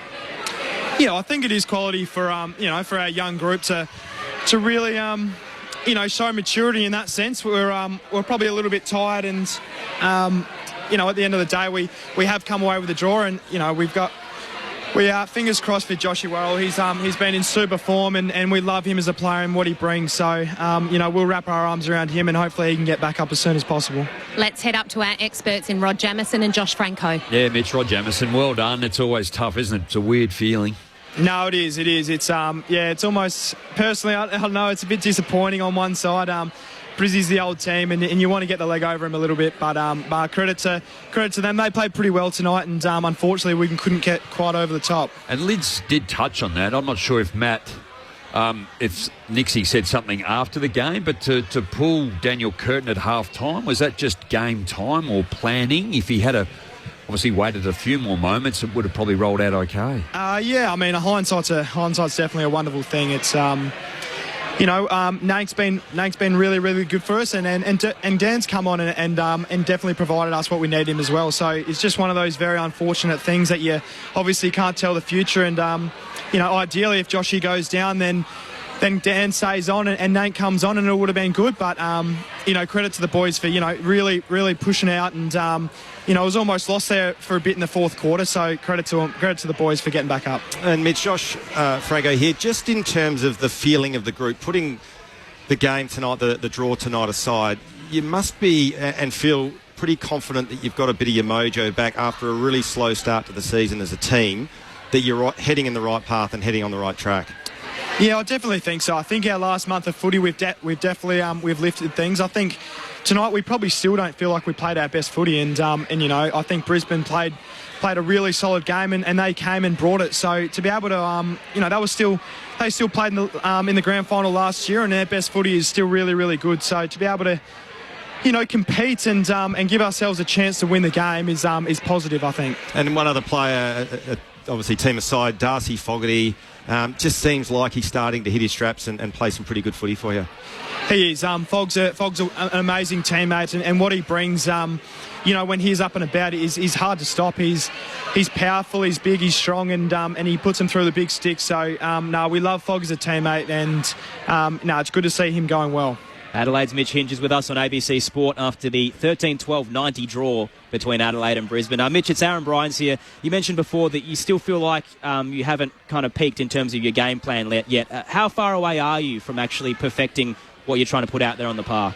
Yeah, I don't think we're too far, to be honest. I think we're very close. We've definitely got our contest method back, and our ability to move the ball and really explode and off turnover and let our forwards get to work. I think we're still building in that sense. So we got a young side, we got a young back line. We've been holding up really well, and it's only a matter of time, I think, when we keep chipping away, and hopefully it turns really quick, and it doesn't stop next week when we play Collingwood, so it's really exciting. And you touched on your old side there, how good it would be to get over the line against them. Is there any ill feelings, or you still catch up with a few of the boys?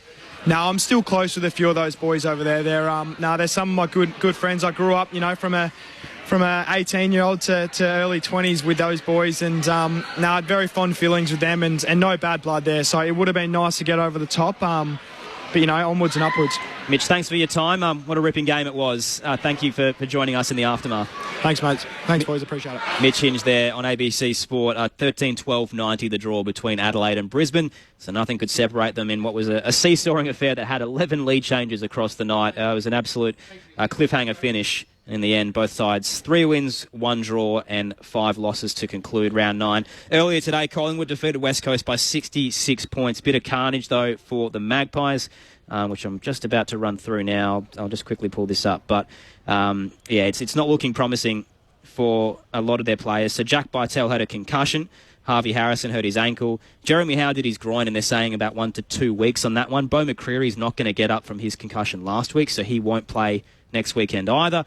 And then from the West Coast point of things, Jeremy McGovern hospitalised with a possible rib injury, Jack Petrocelli with an ankle, and Jack Darling may be suspended for the bump that did concuss Bytel. So a lot to play out there from what was a 66-point shellacking for the home side, but certainly a lot around that. In terms of injury news as well, for the Richmond fan listening, there's confirmation that Morris Rioli suffered a syndesmosis injury last night, which was why he was stretchered off the ground. So it looked a lot worse than that. Yeah, it was really bad in terms of that landing, but... that's why he was stretched off the ground. So another young Tiger set to miss some time on the injury list for the Richmond Footy Club. Votes, 3, 2 and 1. Always tricky when it's a draw. I guess leaves it wide open. Oh, I did jot a few down, and I was going to, certainly Jared Berry, his influence on the game late. Calamarchi with his 4. Rankin, Saligo, Laird, impact. But, I'm going to go 1 vote. Jack Payne, he was monumental back in defence, just the way he stood up and stood Taylor Walker and just grabbed everything that came his way, finishing with 12 marks. Having a look deeper, it was just Matty Crouch. I thought his impact on the game to be able to nullify Lockie Neal, particularly in that third quarter. He had 28. He's had 13 tackles, 15 contested, 10 ground ball gets, 8 clearances, 2 inside 50. So I thought his game was tremendous, but 3 votes. Yeah, Hugh McCluggage, he had 31. Outstanding game.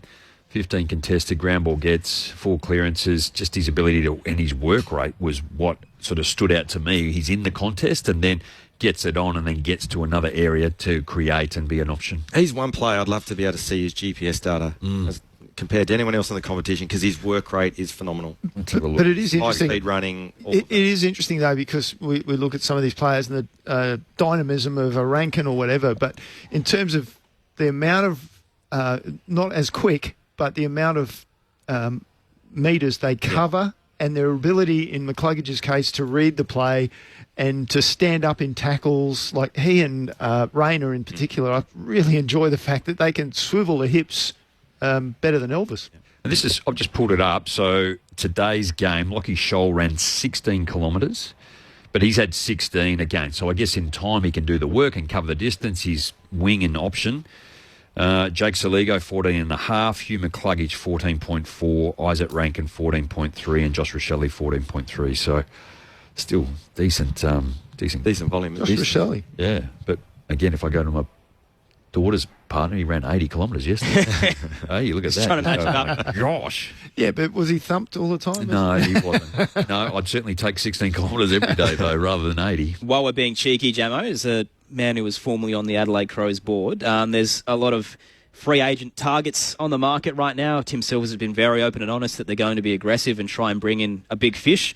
Hugh McCluggage is one of those who's currently about to be a free agent. I think there's a general consensus that he probably will stay in Brisbane, but gee, would you want to throw a Godfather offer at him to try and reel him into Adelaide? Oh, he's 26, so I'm not quite sure. The Godfather offer might be. You'd have to sign him for maybe something like 6 years or something. Well, they threw 10 at Errol Goulden, so... Yeah, well, I think he's a little Errol, younger. he's 21, isn't he? So, and he's all class too. Was he up there when you were there? No. Left footer. There's certainly no doubt. For me, I think I would love to see... I think we need another ruckman in terms of another backup or one developing and coming through. You got Kieran Strawn there. I haven't looked closely enough back down, but that's probably an area because you're going to have to throw... Something happens, Elliot Himmelberg or whoever it might be in the ruck.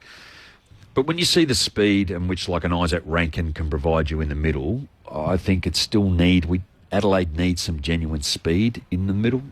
And I think probably we're looking to the back line and going, okay, we need another couple of key defenders, but there's a couple that are really starting to stand up there. So that might be okay for the next few years. And you've got Nick Murray still to come back in. Yeah, I was going to say, it's a classic at Brisbane's going through now, and we know that Jack Payne came into the side when Darcy Gardner went out with injury, and now you're getting a look at Adelaide's depth of defenders, and they've, across the last, 12 months, 18 months, they have been tested, and unfortunately Josh Worrell goes out now, but they found Nankervis can do a good job. They've obviously got Curtin coming in as a selection, shown that he can do the job. Hinge going back there has been good, so... I think they've got options, and when they get opportunities, you just see some guys come through. But you still think, Jamo, that still the question mark for Adelaide remains maybe just the midfield pace? I think so. When you think about, like, Rory Laird is starting to he's nearly 30. I think Jordan Dawson's probably going to spend a bit more time in there. You got Josh Rochelle coming through. I just had a quick look, and I've really liked this guy, Marcus Windhager at St Kilda. He's 20. He got picked up in the draft, 47 in 2021, so a couple of years ago. He just accumulates the footy, and he's a strong, hard player at it. He wins it.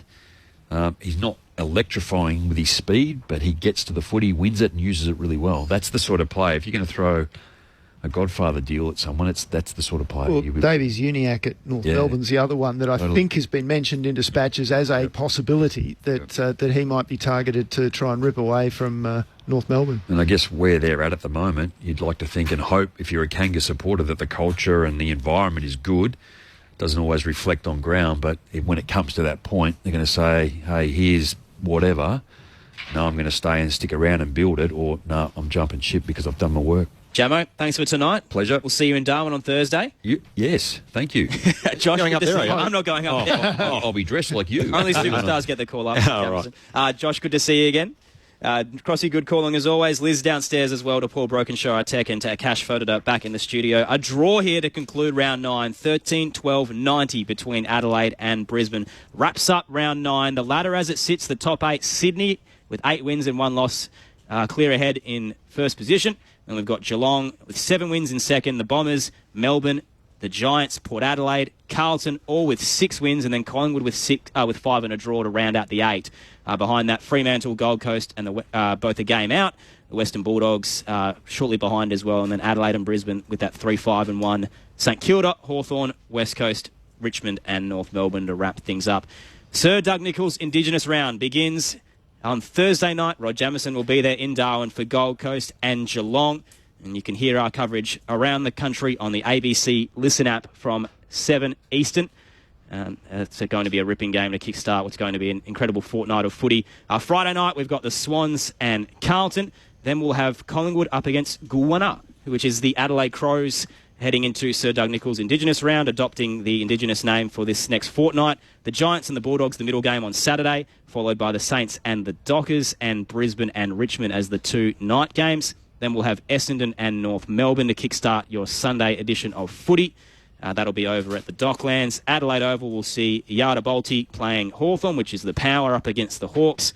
The West Coast Eagles also adopting an Indigenous name, so they'll be Wallich Murrah up against Naarm, the Melbourne Demons, to conclude the first half of Sir Doug Nicholls' Indigenous rounds, we should say, between 10 and 11. 2 great wins from the weekend for me. Port Adelaide on Friday night, Geelong, first time in 17 years, but Essendon's win against the Giants, that was tremendous, wasn't it? It's an incredible spot they find themselves in on the ladder, the Bombers, isn't it? With a percentage of 98, surrounded by 120s. I thought you'd made a mistake. It's like, no, they are. Yes. Yep, they're up there. And they've got North Melbourne to come. So, the season's well and truly alive, and top 4 hopes, especially for the Bombers. So, that does wrap up round 10. So, we'll just quickly run through those results for you. So, Carlton defeated Melbourne by a point on Thursday night. Absolute thriller. The D's nearly ran them down, but just fell short. That Port Adelaide victory at Geelong, where again they're up by 49 and nearly lost it. The Cats came back hard, but the Power held on by 6, 101 to 95. The Dockers fell down to the Swans by 48 points in an emotional night at Perth Stadium, 87 to 39. Close game in Tassie. Dean Brogan and Stephen Williams there for the call, where Hawthorn got over the line against St Kilda by 5 points. The Bombers, as you mentioned, Jamo, big win over the Giants, 20 there, 82 to 62. In what was Callum Ward's milestone game, they spoilt the party a bit and certainly showcased their credentials. The Western Bulldogs dominated Richmond, 91 points, 133 to 42. Let's move on from that very quickly. Dominated. I think it's almost the biggest win by the Woolies too. Yeah, it was massive. Gold Coast Suns had a similar result against North Melbourne as well. They won by 68 points in Darwin. So getting ready, I guess, for that big game against Geelong in the next week. Certainly flexing their muscles there. And Collingwood defeating West Coast earlier today by 66 points, 103 to 37. In terms of the votes from that game, Nick Dacos got 3, Jack Crisp 2, and Darcy Cameron 1. Injuries to Jack Bytel, who got concussed, Harvey Harrison with an ankle, and Jeremy Howe with a groin, plus an ankle injury to Jack Petrocelli. And Jeremy McGovern finds himself in the hospital after a heavy landing, a possible rib injury there. Here, it was a draw. Adelaide and Brisbane could not be separated, 13-12-90 apiece. It was Brisbane by 3 at quarter time, Adelaide by 2 at the half. 1 point separated them at three-quarter time, and in the end, stuck at 13-12-90 apiece. McCluggage with 3 votes, Matt Crouch with 2, Jack Payne with 1. 4 goals to Callum Archie, the kid from Kelmscott. And then Darcy Fogarty had 4 as well for the Adelaide Crows. Wherever you are around the country, thank you for your company this weekend on ABC Sport. Join us on Thursday as we kick off round 10 in Darwin with Gold Coast and Geelong.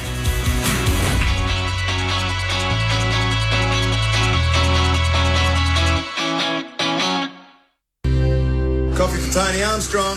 Extra hot almond latte, light on the froth. Yep, thanks, mate. Okay, so I like my coffee my way, just how I like my news. If you want to stay in the know your way, it's pretty easy. With the ABC News app or by heading straight to the ABC News website.